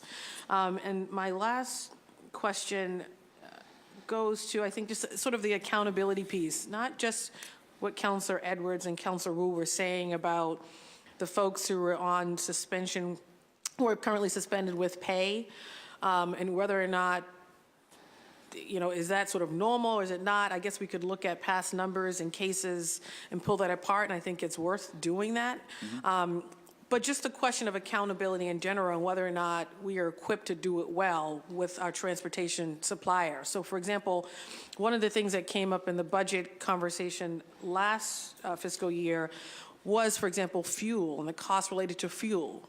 We had the fire department in here, and I said, how would you realize these savings with your fleet? And they said, oh, fuel costs went down and we saved millions. And then you go over to BPS and the fuel costs went up. And I know it's different routes and different things, but it was still such a large gap. It was surprising not to see any level of savings or flattening out of some way. I can speak to that. It was just a question about, are we really equipped to hold the company accountable on every single level? And that's just a question. I'm not pointing fingers in any way. I know it's not an easy job, but just I think the accountability metrics, also support this idea of breaking the system apart a little bit and doing things a little bit differently, but still, of course, providing an efficient, reliable system for every student who attends our schools. Thank you. A brief note on the fuel cost. It should be noted that we're not saying that the unit cost is necessarily going up. It's the cost on that line item that might be going up because there might be more mileage driven by the buses than what was planned for. And clearly, there's a strong correlation there, right, between our total fuel cost and our total mileage. If we need to add buses because some of the other factors that we've spelled out today, then those buses are then driving more miles. That then leads to increases in fuel costs overall. Yeah, and I wasn't sure if that was the case or not, if it was mileage or I wanted to be able to see if the fuel cost went down, how is that reflected in their books? And then if it is mileage, how is that also reflected so that we can really see that that's the case? But thank you for the presentation, and I think this is helpful as we continue the conversations going forward. So thank you both. And Council, just because you asked, and I was looking it up because you asked the question about our student population, yes, obviously over year, our population of students is relatively similar, but we do have an increase this year. Over fiscal year 18 does have an increase in students in BPS over fiscal year 17. Do you know what the numbers are? It's around 800 students, and I can get you the exact number. Thank you. Yep. Thank you. Thank you, Councilor Sabi. Councilor Sioma. Thank you, Madam Chairperson, for providing this forum today. John and your team, Rob, incredible amount of information. I think it illustrates how complicated it is to run a transportation system such as this. The MBTA doesn't do it well. and we have to change routes every year. So I think it just illustrates how complex this is. And I also want to say the work you did on the bell times, also equally enlightening and informative. I wanted to piggyback off one thing Councilor O'Malley asked about, the 166 students costing us nearly $10 million. How many locations do we send those 166 kids? Just curious. 63. That's on slide 4. 63 63 sites. Wow, okay. I just wanted to touch on the opt-out again, and I apologize for not paying closer attention, but at one point, I think you said you could use our help with the opt-out. Is that policy around it, or? Yeah, what I was referring to is through, this effort that we launched over the last year on opt-outs was the most sophisticated that the district had used to date. And what it amounted to is we worked hand in hand with our schools. Typically, there's one person, oftentimes a school secretary at the school, who has rosters for each bus. And certainly by 3/4 of the way through the year, the school knows who's riding the bus and who's not. Right? Even a large school with 800 students and 600 of them riding the bus, they know who's not riding the bus. So they told us last spring, these are our students who are never riding the bus. Then we called those families. Typically what we found was for every 2 families we called, only one of them would opt out. The other one would not. We had a script that we would then walk through with them, whereupon we would say something to the effect of, we just want to make sure that you're comfortable keeping the bus because we're seeing from the data that your child has never ridden the bus this year. In many cases, they said, yes, we need the bus in case there's an emergency, in case I can't get them there to school, so on and so forth. And in some cases, what we heard back from those families is, I'm afraid if I opt out, I'm not going to be able to opt back in. Right. So what I was referring to earlier was maybe, leveraging your support, if you will, and making sure the general public knows what the costs are when they don't opt out, because oftentimes that is why our buses aren't as full as we'd like. That is partly a small part why our costs are as high as they are. But B, we want the public to know that they can opt back in, and once they do so, we will get them back in as fast as we can. Right. And 2,200 is not a small number. Correct. No. And do you think that there's a lot more? So did you get a list of 2,200, well, so you're saying that 4,400 about parents you contacted, 2,200, and the other, so there's a lot of routes that we're devising and stops based on possibly no kids being, well, not no kids, but at least not that many kids there, and in some instances maybe 0 kids, right? Correct. Correct. Yeah, that's. We've had some cases where a bus was driving to a school with no students on board whatsoever. Right. And wow. clearly we're doing whatever we can to put a stop to that. So I think we as a body should certainly, and you can't you can't stop that bus driver from stopping, even if you're 3/4 through the year and that child has never appeared at a bus stop. Is that what I heard? Correct. Wow. Okay, that's a problem. And quite frankly, just to be blunt, the reason being, if the day we stop is the day that family really does need it, right, and we're not there, that's a problem. We need to be there to serve the family. But after 6 months, well, anyway, so I would think you're in the RFP stage with a new provider for July 1st, if this one, did you say the contract expires this June 30th? The contract expires this June 30th. Right. So since I've been on the body, we've had First Student, Veolia, and now TransDev, correct? Veolia, TransDev is one and the same. They are? Yeah, they changed their name. Yeah. TransDev is still part of the greater conglomerate of Veolia, but locally the transportation contractor is known as TransDev, but it's the same company. Do you know how many are actually applying to the RFP at this point? I don't. Okay. Could we get that information? Yeah, we can follow up with you about that whole process. And then finally, to also piggyback off something Councilor Wu brought up, We talked a little bit about 150 of the drivers on some form of leave. And I don't want to question that, but that's, of the 574 active drivers, that represents over 25% of the workforce. To me, that sounds high, and I think we should, again, that's something with the provider that I think we should look at. If 25% of the workforce in the city didn't show up every day, we'd have a real serious problem. And that's got to be a cost driver, because then you have to train people and figure out routes, and they have to learn the routes. So that's got to be a significant cost driver. And then I also read in the Bell Time questionnaire, it's about $80,000 per driver. Could you just walk me through a typical bus driver's day schedule? They show up at the yard at 6 a.m.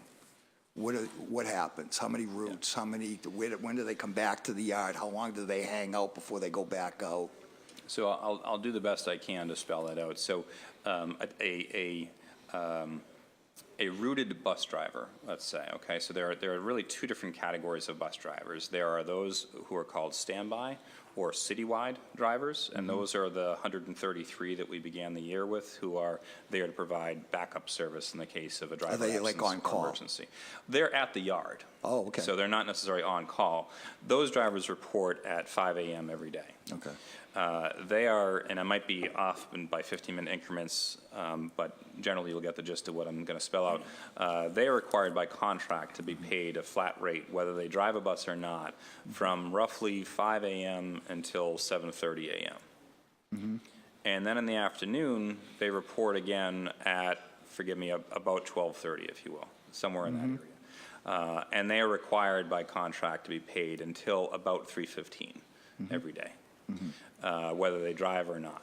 In many cases, they do drive. And what happens is if they pick up a route that starts at, say, 6 a.m. through the standby bid that happens every single morning. So what happens is in any given morning, we might have 100 drivers who aren't there, right? So we then need to post not all of those 100 routes. drivers, again, that's a significant percentage every day. Is that including that's not including the 150 that are out on There's leave some overlap and there. everything There's else? some overlap. Some of the Okay, 150 is okay. included in that All number. right, okay. I would say in terms of drivers that maybe weren't out the day before, it's a small number, right? Some of them, okay. many of them, when they're out for extended Right. periods of time. Okay. But we would have a number of drivers who are absent, okay? The routes that those drivers run are then posted for bid, but for the standby drivers, okay? This happens every single morning at, I think, 5:15 in the morning. They bid on those routes, and if they pick up a route that starts at, say, 6 and ends at 10, then they're paid their standby rate from 5 until 6, and then they're paid the rate for that route up until 10 a.m. So they're not double paid, if you will. Does that make sense? Yeah. So a standby driver typically will come to the yard about 5. If they run a route, they might then be on the road until about 10 a.m. If you consider most of our schools, the latest start time is 9:30. Most of the time, our drivers are back in the yard by 10:15, okay? And then they have a split shift, which means they have a morning shift and an afternoon shift. So from 10:15 until roughly 12:15, they're not on their own required to time. be working, Yeah. right? In some cases, they're at the bus yard in the driver's room, you know, with their friends or what have you, right? And then at 12:15, the whole thing starts up again. And if they pick up a route again in the afternoon, then they're back whenever that route comes to a close. Because traffic is far worse in the afternoon than it is in the morning, and because our dismissal times are much more staggered in the afternoon, you might have a driver who begins his PM shift around 12:15, but doesn't end until 5:45. And so that driver I just spelled out is paid from 5 until 10 in the morning. Right. And then again from 12:15 until 5:45 at night. Would that require overtime then? Because that's over 8 hours. It depends on what they have for the week. If they have more Okay, than so 40 it's hours based for the on a week, then week. they're paid overtime. yes. Okay, so it's kind of a rolling Yes. amount. To my knowledge. Over 40 hours. Yeah, to my knowledge, that's how it breaks Okay. down. Okay, well, thanks again, very enlightening information.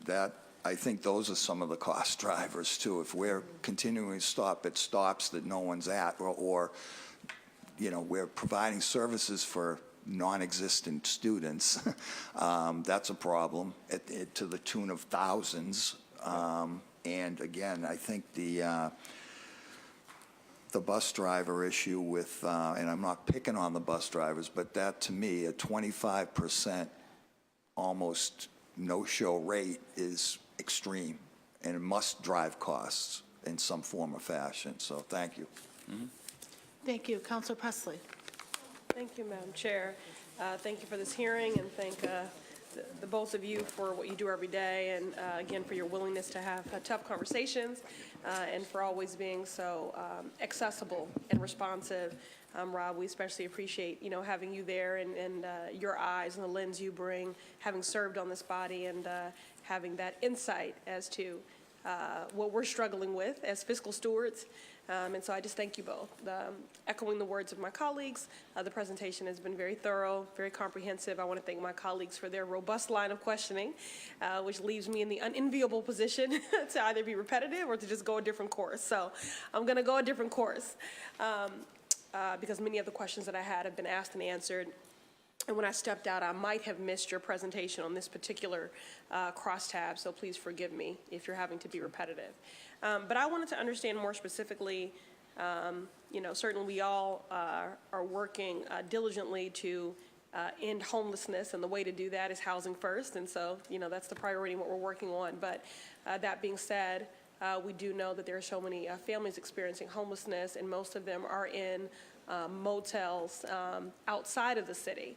And then having their children having to be, bussed in. So could you speak specifically from a transportation lens, how these funds, what is the sort of line item, and how are we meeting the needs of this population?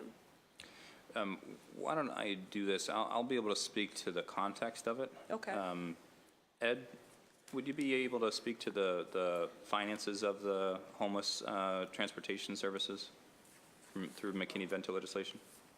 So I'm going to call down Assistant Director of Finance and Transportation, Ed Pesh. He can speak more to the finances. Ed, you can come to the public testimony. I have some other questions if he wants a moment, just to sort of, would that be better? It's up to you. Okay, all right, great.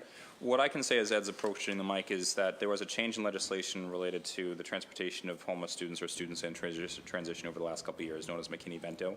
That has been very costly for school districts like Boston. We saw a significant increase in costs last year. We saw another increase in costs this year. That increase is not mentioned in the slides. We planned for it to a certain extent, although it outpaced even our projections for this, which I think Ed can relate. But you're right. I mean, we do need to do whatever we're required to do by law to provide safe, reliable transportation for those students. It just so happens that the legislation has been burdensome for districts in terms of the length of time that we need to provide that service and the overall cost that it then creates. And might I add, it's not, forget about being in that sort of situation and how awful that is, but, none of these families want to be disconnected from the city either. This is really troublesome. They usually have more than one child. They're having to figure out childcare, work schedules, school schedules for multiple children, and they're disconnected from family. And usually the delivery of services that they require, which is a cross-section of services, how can they access them when they're not even in the city? So it's not a situation that works for anyone. Correct. And so you said you couldn't speak specifically to what the growth is. I guess, while we're dealing with, income inequality that's, worsening and a growing number of families experiencing homelessness, I just want to make sure that from a fiscal standpoint that we have the resources that we need to not only meet what we're required by law to do, but to just meet the unique needs of this population. Yes, which we do, and we do provide the needs that we do provide the services that they need. Okay. We're proud And you of said that. the number's grown, but you couldn't approximate what that is? Okay, great. Thank you. Total number of students that we're providing. I don't have the specifics on how many we are this year, but there was state law change last year to this year that did hurt us a little bit financially, but we knew it was coming, so we were able to beef up the budget. So in terms of financially, we're on target to hit budget, but just because we kind of planned for it. And the law change that did hurt us financially was the types of students, and this is one of the places where we're allowed to cost share with the districts where the students have moved to and are coming back in from. I'm sorry. So Are you just not able to provide the number here, but you do have it, someone does know it, right? Yes, we have, Okay, very good, yes. because if we don't have an approximate number of how many students are experiencing homelessness and that we're transporting, then I don't know how we can make sure that we're meeting, their needs from a budgetary standpoint, so, okay. We absolutely have the number. I don't have it off the top of my head. Okay, but you can get that to myself and Absolutely. Counselor Asabi George, okay. And then, but could you right now in a slide, could you point to what is that cost currently? Do you know what that cost is out of the total transportation budget to transport About these? $6 million. $6 million. And then what's the guesstimate for how many students that is that are being moved in that $6 million? I think it's in the 400 to 500 range. Yeah, Okay, so I would say just for, I maybe can add to this, when we had about 400 students last year, it was about 5 million. So I think that number makes some sense, but if you would get us the exact dollars, that would be great. Yeah. Thank you, Ed. And what we can also do is, as you know, the mayor last year and this year made a commitment of funding for homelessness and BPS students outside of just transportation, so we can get you that information as well. Okay, Of what we did last year and what's currently before school committee right now that's pending. okay. And then just a couple of other questions. Appreciate the line of questioning around the opt-outs and what that campaign meant and looks like. I just was curious, do you have the data for those families that have opted out, how their children are now getting to school? In almost all cases, those families are providing the transportation themselves. On their own, okay. What I was curious about is two things. One, while we're making this formidable financial investment, keeping this number of vehicles on the road, just trying to gauge our children arriving to school on time. So, which is sort of more efficient and more reliable here. Are we finding that the buses are arriving on time and there's no loss of classroom time?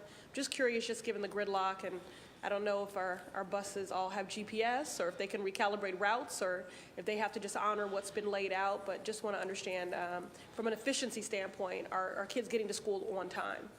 Yes, so as for this year, our on-time percentage is about 90%. Over the last few months, it's been anywhere from 89 to 93% typically on a day-to-day basis. Typically what we see in the morning is also what we see in the afternoon, so that rate for the most part applies to both morning and afternoon. Okay. Last year, our average for the year was 89%. And so while we started lower this year than last year because of traffic and some other factors, we've outpaced last year over the last, say, 4 months in terms of our on-time percentage. All right, wonderful. And then I was just curious, are there any geographic trends for the opting out of folks? Is that some neighborhoods more than others, or is it just across the district? I'd like to take a look at that and maybe Okay. get back to you. I don't have the data by geography. Okay, all right, great. I'm sure we have that. I mean, we track data for everything in transportation. I'm sure we can figure that out. Okay, that's all for me. Thank you. Thank you, Counselor Presley. Counselor McCarthy. Thank you very much, Madam Chair. Good afternoon, gentlemen. Last but not least, I hope. I saved myself. That's right. Oh, did you? All right. I just have a couple. Mainly, it's on the operations aspect more so than the budget. I think we kind of pounded the budget with all my colleagues. For me, you had talked about the opt-out services, and we're talking about next year having a brand-new contract with an RFP. Something I've been talking about for the last 4 years is the possibility of smaller buses, vans, saving fuel, saving the environment, certainly helping traffic, and I believe they're safer for the kids because the kids, when I drive down Columbia Road or Hyde Park Ave, they're bouncing around in the bus and anything. So as we look for this next contract, have we looked into smaller vans? Not necessarily smaller vans, but smaller buses, if you will. So we have 4 different buses that we use on a regular basis. There are wheelchair buses. There are what's called MSs. There are MSs, which are basically minibuses. Minibuses typically will fit no more than a dozen kids on them. Right. There are HS buses, which are, the HS stands for half size. Those can fit up to 30, but those are 30 small kids where you can fit 3 to a seat. And then there are full buses where you can fit 70 students. Again, 70 small elementary, young elementary school students. In the last, at least the last year, likely going longer than that, we've been trying to concentrate many of our bus purchases in the HS category. Those tend to be the real workhorses of our bus fleet. Those are the half-size buses. In some cases, the full-size buses also have a limitation where they can't go down certain roads within the city. So as increases in door-to-door continue to happen, we cannot pick up those students with full buses because oftentimes those students live on streets that can't be accessed by a full bus. The HSs give us the ability to, fill up a bus at a smaller number overall than a full-size bus, but give us more flexibility overall than what we would be doing with those full-size buses. What I can also say is, as it relates to cost, there's very little, if any, cost difference across any of the different bus categories. In addition to that, there would be less of a cost difference than one might think if looking at vans rather than buses. Additionally, if we looked at vans, which would have to be 7D certified, which is basically just state regulation, which that in and of itself is not a problem, we'd be so severely limited in the number of students that we'd be able to place in those vans that would require more of them. And again, the real driving factors for costs are the drivers, the wages, the benefits, the fuel to a certain extent. And while there would be a lesser fuel cost on a smaller vehicle than a larger vehicle, that cost difference isn't as large as to offset the number of additional vehicles that would be required if you went solely to a small vehicle fleet, if that makes sense. The last thing that I'd say in that, in terms of being environmentally conscious, is that our last round of bus purchases for at least the last 2 years have been propane vehicles. We've become a nation leader in terms of overturning our fleet to make sure that we can continue to move toward solely propane-powered school buses, which I don't believe any other school district has quite yet. And we're not there yet either, quite frankly, but we're making significant progress to do that. And those are much, much safer for the environment than the diesel-powered school buses that BPS and other school districts have provided forever. Right. So the question is, as you explain that, and I understand your explanation, but I don't believe the numbers work because I pass buses all day long, coming into work, coming home from work, going back into my district, whatever. I have never seen a full-size bus full unless they're going to a football game or some kind of sporting event, or it's full with a band. So when you say we have full-size buses and we'd have to hire more, I don't know if those numbers work. And I'm not, I understand your explanation, but one of our biggest complaints that we receive is traffic congestion. And when I'm coming into work or coming home from work and you're on Hyde Park Ave or you're on Columbia Road or you're wherever, and a bus stops on Columbia Road and stops traffic and backs up, and I continue to think that if we can have pickups off of main drags, we'd eliminate a lot of that, which I know is difficult in some spots. But literally, we have buses that are stopping every 300 feet, and they're flipping out the stop sign and they're swinging out the arm, and traffic continues to back up. So when I look at a 15-passenger van, for instance, when that light turns green and they hit the gas pedal, off they go. It's regular gas. It's not diesel. And I know we're going to propane, which is fantastic. But I just don't know if the numbers work. So I guess the question I would have, and you probably don't have this answer here, is how many full-size buses do we have, and what's the average ridership of those buses? I don't have that. Right, no, I figured you wouldn't. We can get that to you, but one thing that we talked about briefly, and I apologize, this happened before you came into the chamber. Yeah, no, my apologies, I was late. It's totally fine. I just think it speaks to the question that you're asking. We conducted a study earlier this year of, I think it was 10 or 12 buses that are full. They're full by the time they get to the school. And these aren't all full buses, by the way, big buses. Some of them are smaller buses, but they're all full by the time they get to the school. And what we found is that because the amount of time that the buses are empty, which means after they leave the bus yard before they get to their first stop, or after they leave the first school, but before they get to the first stop of the second school, the buses are going to be empty. Because that does make up over time a significant amount of time every morning for that bus route, and because it takes time to run the whole route, you're never actually seeing the bus full unless you happen to catch it for the small amount of time after the last stop before it gets to the school. So when we say a bus is full, so let's say you're leaving whatever school, but make up a school. You're leaving a school. if I would ask those principals for the rosters of how many kids actually get on that bus, I don't think anybody would say full. And I don't think they would say full even if the opt-out students who aren't on the bus but won't opt out, if you consider them a person on that bus. I've been at schools. I've never seen one full, ever, like not even close to capacity. What I would suggest then maybe is if we take the conversation offline, I'm happy to sit down and talk to you at length about this. In fact, one of the problems that we've had this year, partly because of the rise in bus monitors, is buses that were overfull, quite frankly. And I'm just being honest, where we had to then split a route because once you're adding in 1 or 2 or 3 monitors to a bus, now you can't fit everyone on that bus anymore. So we need to split that route. That's actually been more common this year than in past years. Is that with middle school or grammar school or that could be with spread any throughout? kind of school, quite frankly. It's students who require bus monitors on a bus, and typically for an HS bus that fits up to 30 students, we try to cap it at 24 to 27 to provide a little bit of flexibility in there. And we do have quite a few buses across the district that do that. One other note that I'd add to this is, yes, from time to time you might see a full bus with a small number of kids on board, and it looks gravely inefficient because it's such a large bus.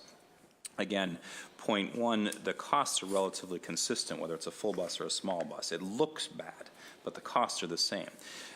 Point two, and this is very important, is in many cases those full buses are relatively full on a trip prior to that or on a trip after that.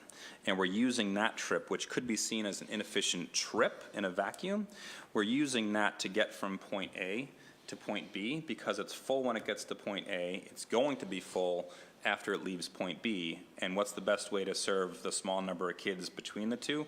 Let's just get that full bus and run that route with that full bus, even though it's not going to be efficient from a single bus perspective, but on the system perspective, it is a more efficient move, if that makes sense. Yeah, no, I see what you're saying. I really do. I just, I think when we talk about cost, though, we also need to talk about environmental costs, transportation costs, as far as what it does to a small business, what it does to the economy in Boston when, people are saying to me, I don't want to go into this Main Street business just because traffic is awful at these certain amount of times. And and that leads me right into my other question. So how many bus yards do we have? 4. So we have 4. And the biggest one is in Reedville.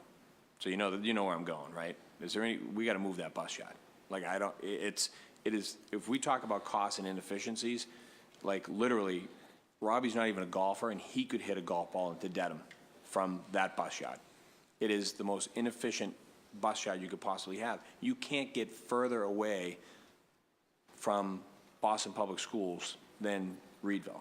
And my thought has been continually, as a person who's been in operations for probably more than half of my career, is we don't need to necessarily have those buses stored in Boston, to be honest with you. We can have those buses stored in surrounding communities and have them come in. We can build, make that more useful, because I look at the bus yard in Reedville, there's got to be, 300 buses there, ballpark, somewhere in the ballpark. Yeah, I don't know. It's a lot. With you. It is a lot. Yeah, the And Freeport in the yard is mornings, also very large. in the mornings, it's just a sea of yellow coming out right down Hyde Park. Just bus after bus. It's unbelievable how many buses they are. And I look at the economic impact that has on Hyde Park. It's a negative. It's a huge negative, because you have all of the bus drivers driving to the yard, which is a trip, blocking traffic. Then they get into the buses, they leave. That's a trip. Then they come back for 10 o'clock, 11 o'clock. That's a trip. A lot of them don't stay in the driver's thing. They leave, but they go home. They don't go to any of the restaurants or any of the stores. And then they come back. There's another trip.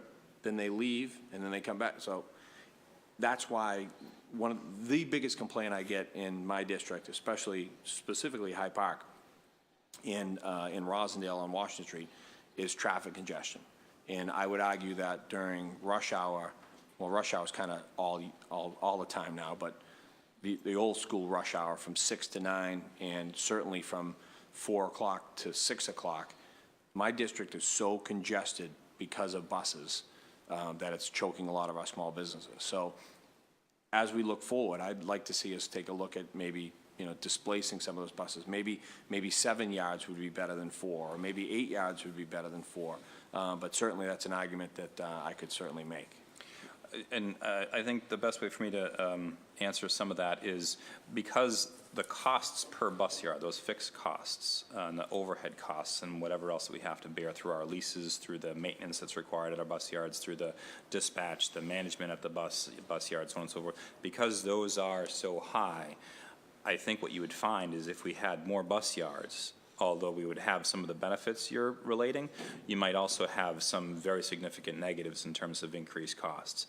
If we move the bus yards outside of Boston, you would likely increase costs further because then you'd be increasing what's called deadhead time, which is the amount of time that it takes for the bus to go from when it starts to when it begins the route. And I hear the point that that's my point of Reedville Reedville. is essentially the outskirts of the city anyway. I totally understand that.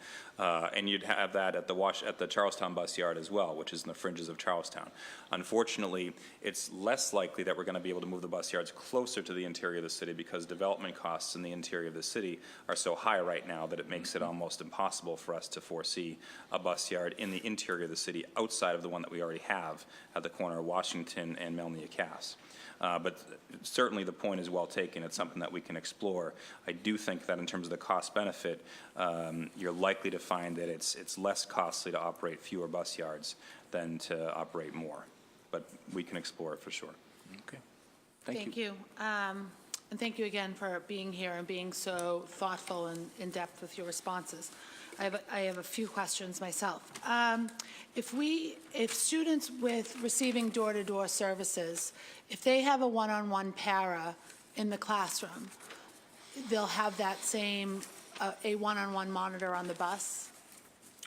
Typically, I don't believe that's always the case, but typically you'd likely see that. Is it ever the same person, or could it be the same person? Because I see that we'd be paying for two if they have a para in the classroom and a para on the bus. It's very rarely the same person. However, if we happen to have a shortage in monitors, for example, on a given day, then it could be that the one-to-one para at the school would volunteer to ride home on the bus to act as that bus monitor. What would happen in the morning?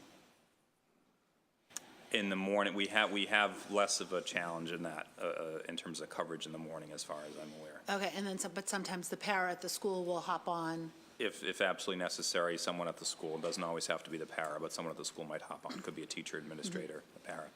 Do you have any of our door-to-door students not, we have these kids that haven't opted out but say they want to stay on the bus. Do we have any door-to-door students that haven't opted out but don't ride the bus? Yes, almost certainly. What's that number there? Because that's a significant number, because so many of those, the shorter buses and the wheelchair buses often have only one or two students on them. Is that an accurate statement?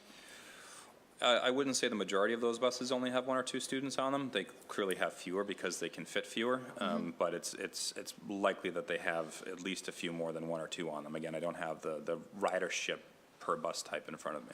But so we do have buses that are showing up at either a door-to-door or at a corner to pick up a child. And nobody is there, correct. With nobody there. Yep. And they may also have a monitor or a para on the bus that is also servicing no child because it's part of their IEP. IEP, yeah. In fewer cases, but yes, that's likely to be the case as well. Okay. What makes a bus late?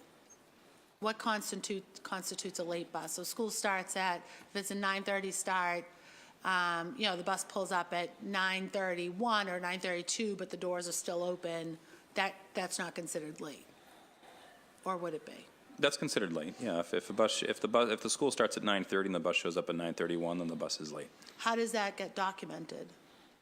It's tracked in our regular data where we track on-time percentage on a daily basis, morning and afternoon. But is it through GPS or is it manually? It's through GPS, yes. Okay, it's through, Right. So the driver's contract constrains our ability to use GPS for certain things, but we do use GPS on a regular basis to track performance. And do we have information on how many buses are more chronically late than others? So it's not the one-off bus, it just happens to be late today, but the same bus that continually is late to school every day? We do, and those are buses that the transportation team focus all of their energy on day after day after day to try to fix those root problems that may have come up.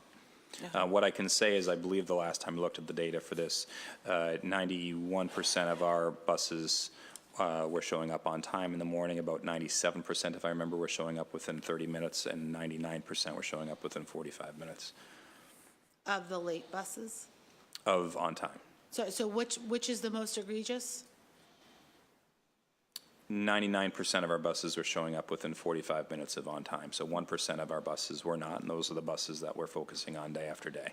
In But addition to, I mean, any think- bus that's chronically Right. late, no matter how many minutes late it is, we're working to address those for sure. Right, because I think, I mean, anything over, well, I mean, And I don't, that data I'm using off the Yeah, top of my head, I yeah. might be off slightly. that would be interesting, just to understand how late most of our buses actually are. And Yep. sort of the outliers, you know, understanding and hoping that you guys are focused on it, which I don't doubt that you are. Yeah, the vast majority that are late within 5 minutes of the bell, maybe 10 minutes of the bell tops.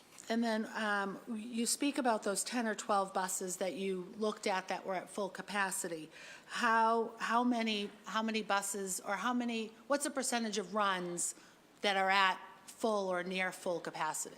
I don't have that, but we can get that to you. Yeah, I'd be very interested in like 75% full and more of all of those runs, the 1,500 runs or so that happen. And just each remember, and morning. we'll frame this when we send you the data, but remember too that you would never expect that number to be 100%, nor would you expect it to even be close to 100%. If it's 100%, then it means you likely have far more buses on the road than what you really, you likely have more buses on the road than you need, or you're taking much longer to ride the trips than you need. Because as I mentioned before, you might have a bus that's full for a 7:30 school, and it might be full again when it gets to a 9:30 school, but it might not be even anywhere close to full for the 8:30 school, but it's still a more efficient use of resources to do that. Yep. And then what about having families opt in for transportation as opposed to opt out? It's something that we've looked at. Other school districts in the country, including San Francisco, I believe even Philadelphia, if I remember correctly, have that strategy in place. It's something that we've explored in the past, for sure. And then what's keeping us from going to that? Because that might take care of a much larger number, close to the 4,400, for example. I mean, again, I don't want someone to leave the room and quote me at this and say that this is absolutely something that the district is going to do, because we would need to work through a very, very sophisticated change management process to actually roll that out and educate the general public. Engagement process. Yeah, we had, an extensive opt-out campaign this past year. We might ratchet that up a little bit more in the next year or two. And then over time, that might morph to become opting in rather than opting out. But I can't speak to an exact time frame for that right now. Because, again, we would need to make sure that that's led with community engagement, Right. if it were to happen. And then, you know, the purpose of this hearing was to understand any potential savings or cost overruns in the budget, especially as we prepare for the next budget, to just understand where we are truly with the dollars. Why wouldn't we, in the fiscal year 18 budget proposal that we had a year ago, why wouldn't we have included, or you have included, the exception times or the standby driver, the expenses associated with those two categories? In terms of exception time, that was unanticipated. That was largely because of an increase in traffic that we hadn't projected, in addition to an increase in other behaviors, if you will, that we've taken some efforts to address during the course of this year. So it was not something that we could have forecast last year, or we did not forecast anyhow. For standby drivers, that was a decision that we made relatively late going into the school year, after the budget had already been put into place, because we wanted to make sure that we took some extra precautions to ensure that we had enough drivers to cover any route problems that might arise from the new innovative work that we were doing with our route reductions. So will we see some of those dollar amounts in this upcoming FY19 budget proposal? I would very much like to propose a standby rate that's much more in line with last year's 16.4% standby rate. Could be lower, could be slightly higher, but certainly lower than the 20% that we entered this year with. Great. And then I'm wondering with, you know, that Councilor O'Malley brought up the private special ed students and the significant cost that they are to the district. Have we looked, and that's a significant amount of savings that we could realize if we were to provide those services in the district. Have we actively been looking at ways to do that? And this might be more of a question for Rob. Well, I think we are always looking at these kind of policies to see how we can serve students in our district. You know, we're always looking at how we can do things most cost effectively, but I obviously think too, at the end of the day, we always want to make sure that our ultimate goal is making sure we serve the child and the whole child and doing it in the best interest of the child. So I think these kind of things, both on this issue and some of the other issues we talked about, related to analyzing cost savings, we do take very seriously. It's something that Dr. Chang and the mayor and our budget team is always looking at to make sure we're doing things most efficiently as possible, that we're utilizing all our cost savings, and that we're finding abilities to do the job at lower cost. But at the same time, I think when it comes to our students, what we do want to make sure is that we're always making sure the kids get the services that they need to be served to help meet the needs that they have. No, of course, and I wouldn't want to do anything at that expense, but at the transportation expense, if we're to provide the best services we can for that child in the district, then we save that large expense. And on that slide 21 that broke down the BPS corner kid versus the charter kid versus the parochial, were those dollar amounts taking into account the projected $123 million spent this year, or that will be spent for this fiscal year? The dollar amounts on slide 21, the cost per pupil, does that take into account the $123 million current projection? Yeah, is that what you're based on the saying? 116 that was proposed fiscal year 18, or is that the anticipated actual of 123? Projected. So that's based on the 116. So these costs are actually lower than the. No, the current projection. Oh, it's current. The Okay, very 123. good, very good. That's. Yep. I just want to come back to your last point. Just as a point of clarification, I can say that I know the special education department uses an out-of-district placement as a last resort. And as you're well aware, we oftentimes don't have as much control over that if that goes to a legal negotiation, if you will, over the needs that a student might actually require, right? But I know that the special education department does whatever it can to provide those services in district. That's partly why, like, yes, the number increased from 147 to 166, nearly 20 more than last year. And yes, it causes an outsized impact on our transportation budget, but it's about a third of 1% of all students served by Boston Public Schools. So it's still a relatively small number on the whole. It's just an expensive small number that we do need to take efforts to address. Right. Because then the cost of the education, we're also spending. Correct. In a different bucket. That's right. Now, we've talked a lot over the years about coordinating or clicking students from different schools onto one bus. Have we extended that conversation to clicking students of charter schools and parochial schools as well? Because that would drive the cost down and potentially use fewer buses. Yeah, I mentioned earlier that we're exploring clicking buses even more. We've discussed in this very room in the past why in many cases clicking buses with schools that are very close to each other actually doesn't work.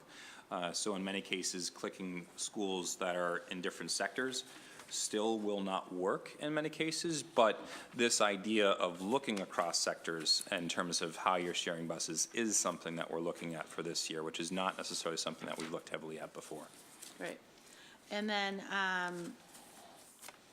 I just want to say, and I know Councilor O'Malley has another question, and another series of questions, and we have some signed up for public discussion, but I do want to just say that this is, I think, very helpful. I'm certainly not thrilled that we're going to go over budget for what we had projected last year this time. We're going to end at a higher number than I thought, but it is certainly helpful as we prepare for FY19 that we just have more information to go on. So I just want to go on the record and publicly thank you for presenting this today and sharing it with us. And council, as we said earlier, we're going to continue to make sure that you guys, the councilors and the state elected officials, but particularly the councilors who have to have a budget before them in April all the way through June and have to make decisions on our budget, we're going to continue to make sure that you have the information you need, working with our great team who's available to get you that information, but more proactive efforts, as we said, around regular briefings, quarterly briefings, and it won't end just when the budget's finished. There are a number of initiatives, obviously, that we're going to be working very closely with you on to help improve our Boston Public Schools, and we want to make sure that after the budget, in each quarter going forward, that we're going to continue to have that proactive partnership. Great, thank you. And if I will say, I'm sorry, No, go ahead. and Councilor O'Malley, I apologize as well, but just to be really clear, and I think that this probably goes without saying, but I'll say it anyway, no one here in this room from BPS is happy that we're going over budget. We're very committed to doing everything that we possibly can within the constraints that we operate under to operate under budget, clearly. This is something, just on a personal note, I take this work very personally. I'm committed to continuing to do what we can. So I just want to make sure that that's said publicly today, that we're not trying to be cavalier about any sort of deficit. We're going to continue to do what we can to reduce that deficit as much as possible. Thank you. Councilor O'Malley.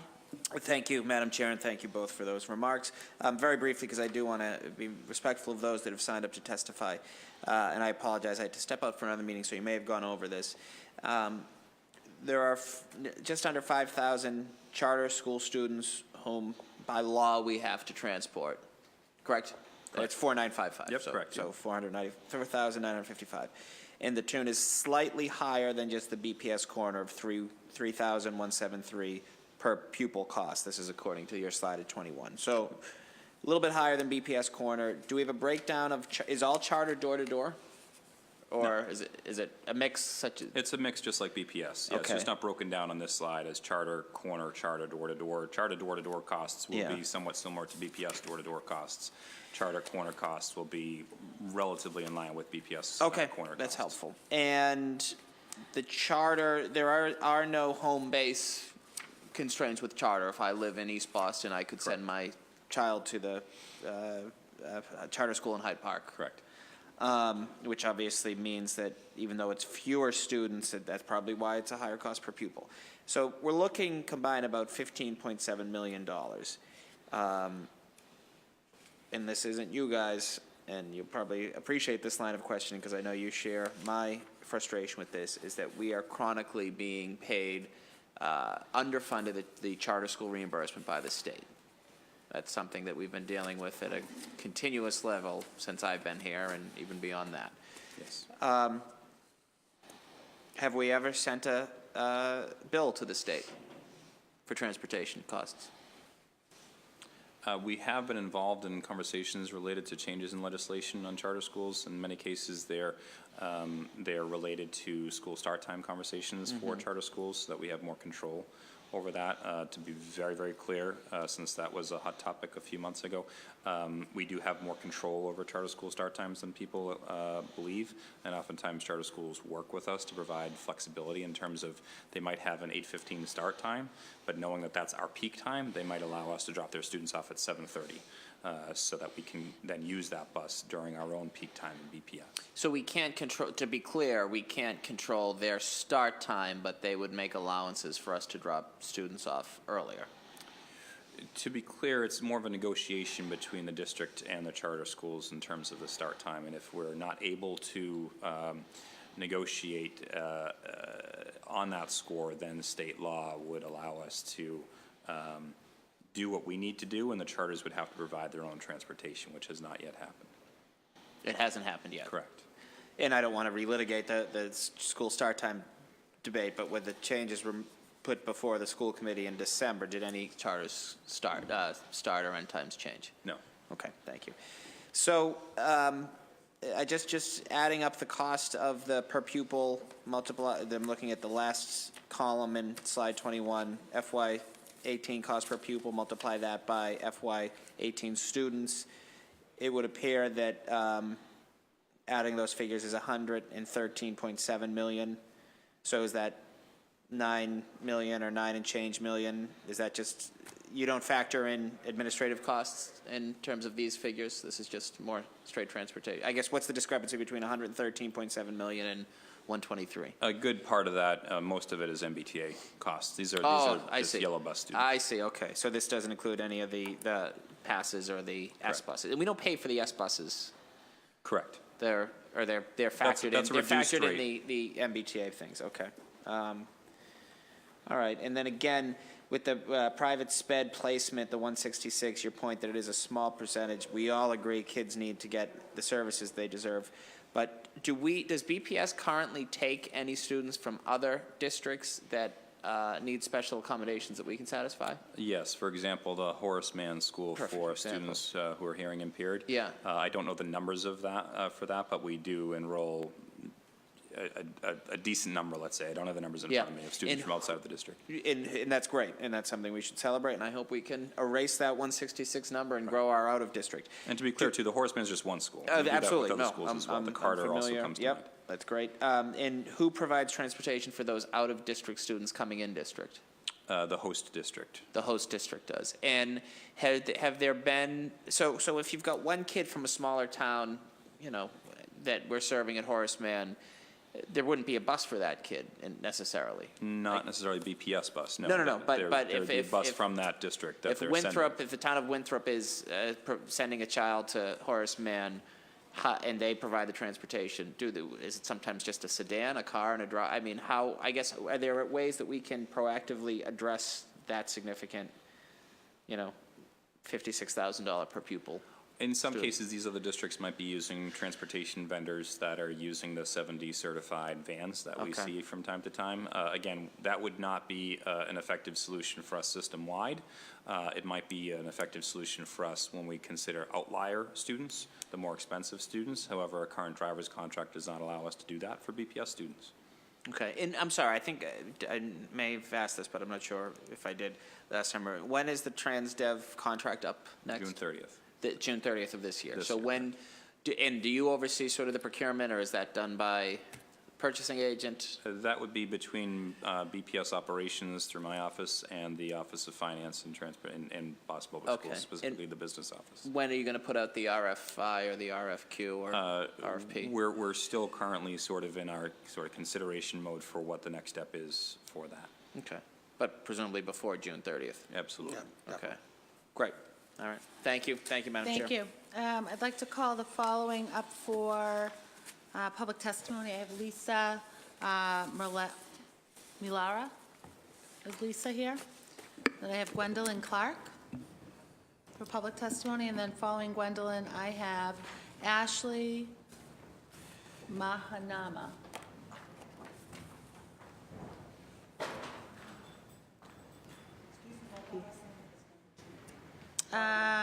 Donna? Yeah. I just don't have you checked off as, so you can come in after Gwendolyn, that's fine.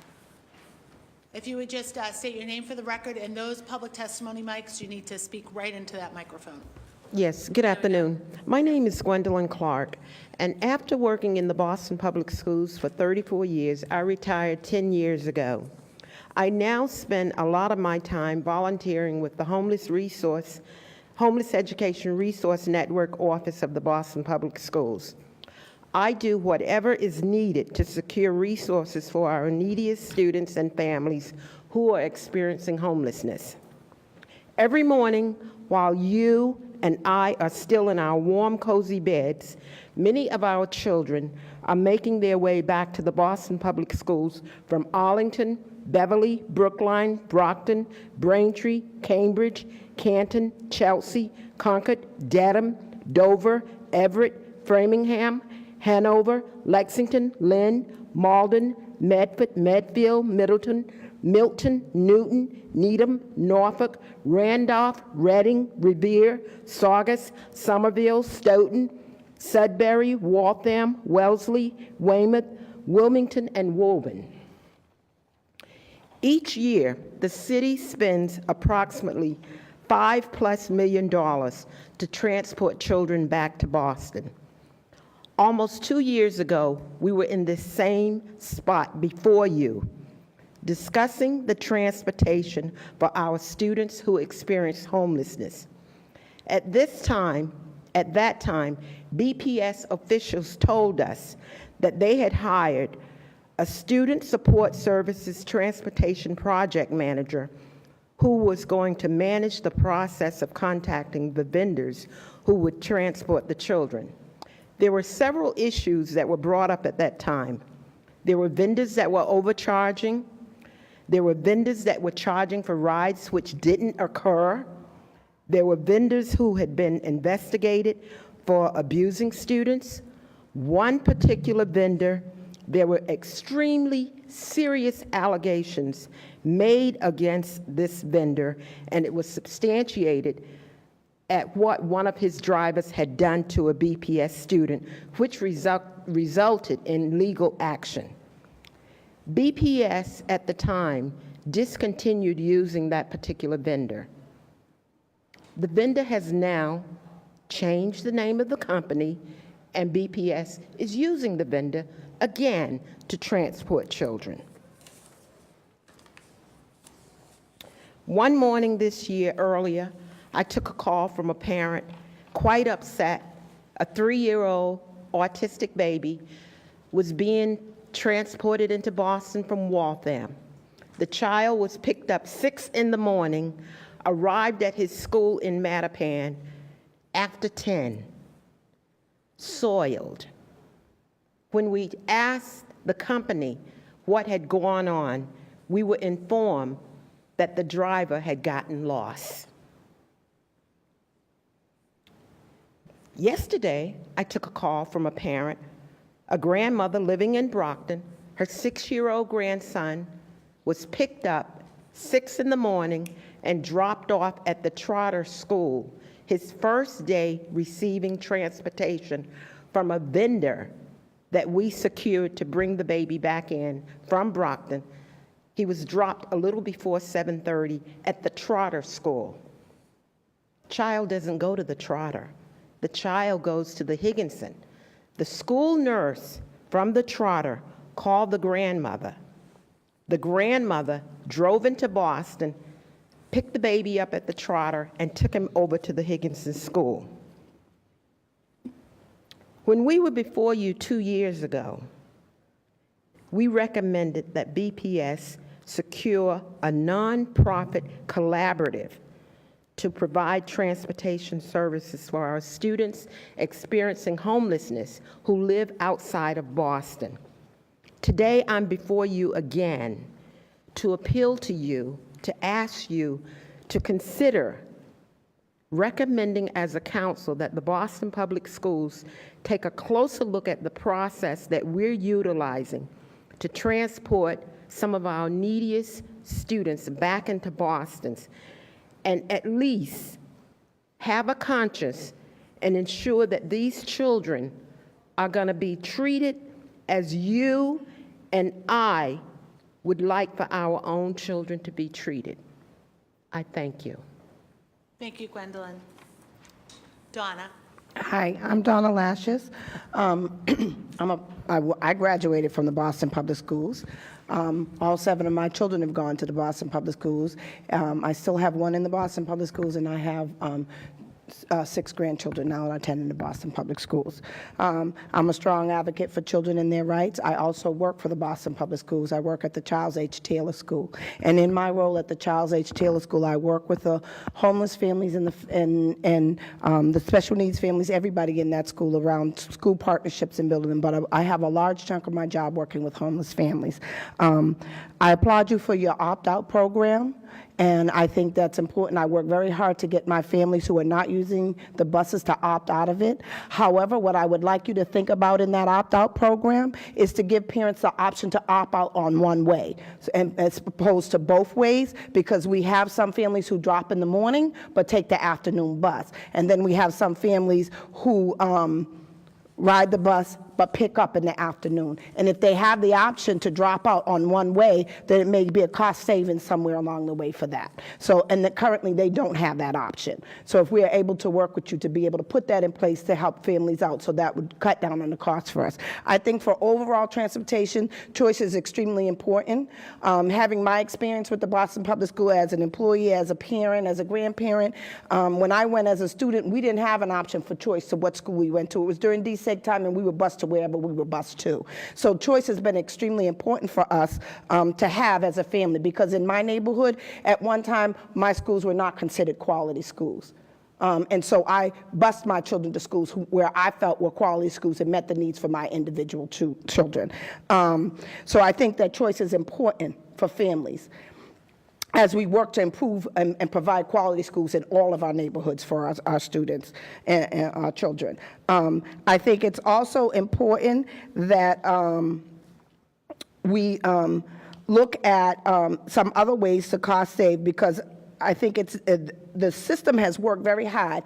As a special needs parent, I have worked with the district and the special ed PAC to be able to reduce some of the door-to-door just by an awareness campaign, which is really important about talking about what the need is for that child opposed to what's a convenience for folks. And I think we've, over the years, have really reduced the door-to-door transportation as we sit in IEP meetings and talk with families about that. So I think if we continue that work, you will continue to see a reduction in that area. I also believe that it's important for us as we work with families that are experiencing homelessness, that we have, as a school-based liaison, I see a number of things with my families. And one of the things I've seen with my homeless population is that we never know who the vendor is who is picking up the children at the school level. Sometimes the parent doesn't even know who the vendor is. I've had situations where vendors have arrived at the school to pick up children without a letter from that company, with no ID from that company, barely speaking English, so they couldn't even tell me the name of the company, not even knowing who the children were that they were going to pick up. So the same standard we have for our buses that are picking up our general population of students, we need to have for our homeless families, who are experiencing homeless. It's extremely important that they have equitable services. As we look on our Aspen system, there's no way to determine what that transportation is for our families who are experiencing homelessness. There is that transportation piece in there, and we need to be, if we assign a company to it, that company needs to be up there, and we need to know the contact information for that company so that if they're not on time, we can call. There's times I'm sitting at 8 o'clock at my school waiting for somebody to pick up children. Our regular buses are late. There are like 4 buses we have at the Taylor School that are late regularly. And I've talked to transportation, and they'll tell you. And I have a transportation liaison, Shelley Carmichael, who is phenomenal. I don't know if it's like the same at every school, but I know I work very hard with her to get the transportation, my families who are experiencing homeless and families who are in dire need of situations, and she works real well with us to be able to make sure that those things are in place for our families. So I want to give her kudos on that. And we're a school that I have over 50 families who are experiencing homelessness. And so that's a lot to manage around transportation for them. We even put special things in place to ensure that when they go, if they're not on a BPS bus, that they're taking that private transportation, that's a way for them to get to that transportation safely. I also think it's important for us overall, for all of our bus drivers and monitors, we have a cell well department that can be able to do training, I think, for the drivers and the bus monitors on creating a safe and community environment on that bus. When I did that about maybe 10 years, I did a training in the summer for the bus drivers to ensure that they knew how to work with students. And I think that's extremely important as we move forward, that those things be in place. If we're putting them in place in our classrooms, we need to put them in places on our buses. And I think that's it. Thank you. Thank you very much. I think it would be fine. Is anyone else here to testify? We'll get the last testify, and then that'd be great. If you would just state your name for the record, please. Good afternoon, Ms. George and members of the City Council. My name is Jessie Kwan, and I'm the family coordinator at the Baldwin Early Learning Pilot Academy in Brighton. I'm also very fortunate to play dual roles at the school as a parent as well, and also as a homeless liaison, homeless liaison. Our grade levels range from K0, 3-year-old students, to 7-year-old students to first grade. Our budget has been diminished year after year, and yet we are required to have a bus monitor for all K0 students. We have only 3 bus monitors out of 8 buses. In addition, not all of our buses are equipped with seat belts. It's a roll of the dice, depending on which bus you get. The smaller buses are, the half buses are, but not the full-size ones. And now that I've sat in this meeting with this information, I understand more of why that is, but it's still a problem. It is not mandated by state law to have seat belts on all school buses. Now, I ask you, will you jeopardize the safety of your 3-year-old child on a 25,000-pound moving vehicle at 30 miles an hour without any safety harness or a bus monitor? Our bell times are from 7:30 a.m. to 4:35 p.m. And what that translates to in transportation terms is that we are the first bus run as well as the last bus run in the entire district. Being the last bus run in our district is a great hardship for our very young children because buses are frequently late. How would you feel if you put your 4-year-old on the bus at 6:31 a.m. and he does not arrive home until past 6 p.m. on a regular basis because the bus is chronically late? This is an actual student in our school, and the parent continues to fight hard to ensure that the school bus arrives on time. We have technology to track buses now, and oftentimes on the school level, we see that the buses are sitting around the corner for 20 minutes before they arrive, literally down the block. Technology is here to track, but no one's overseeing this process. So what our students do is simply wait, wait, and wait. I would also like this time to speak on my experience in advocating for a family with homelessness last year. While I know some things have changed, some things are still very much the same. Last year, we had a 6-year student at our school whose family moved 4 times in the course of 6 months due to the placement of the shelter. From January 4th, 2017 to March 8th, 2017, BPS ceased providing transportation for this student, citing vendor issues or their lack of change of address. The current protocol for families to change the address is to show two forms of proofs. But when a family is homeless, they don't have such documents as a utility bill, as a pay stub, or a bank statement.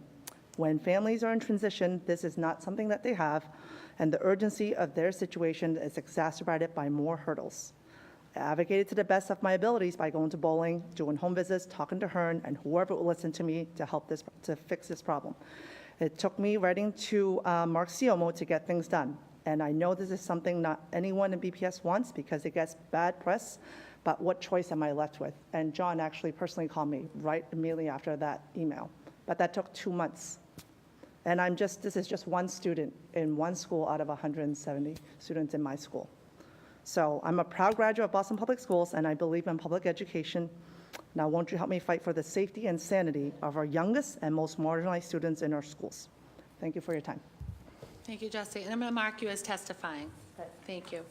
Go ahead, John. Yeah, I just thank you very much to all 3 members of the public who testified. Just one clarification, Donna, I'd love to follow up with you offline, but one clarification. In our opt-out campaign, we actually had 4,800 total opt-outs because we actually do allow, for the first time, I think, in the last year, for families to opt out of either the AM or the PM. We had, of those 4,800, 2,200 students who opted out of both AM and PM, but we had an additional, whatever that is, 400, I think, students who only opted out of one leg of the day. So we do that this year. Great, thank you. That's great. Nobody else? All right, I would like to adjourn this hearing. Thank you.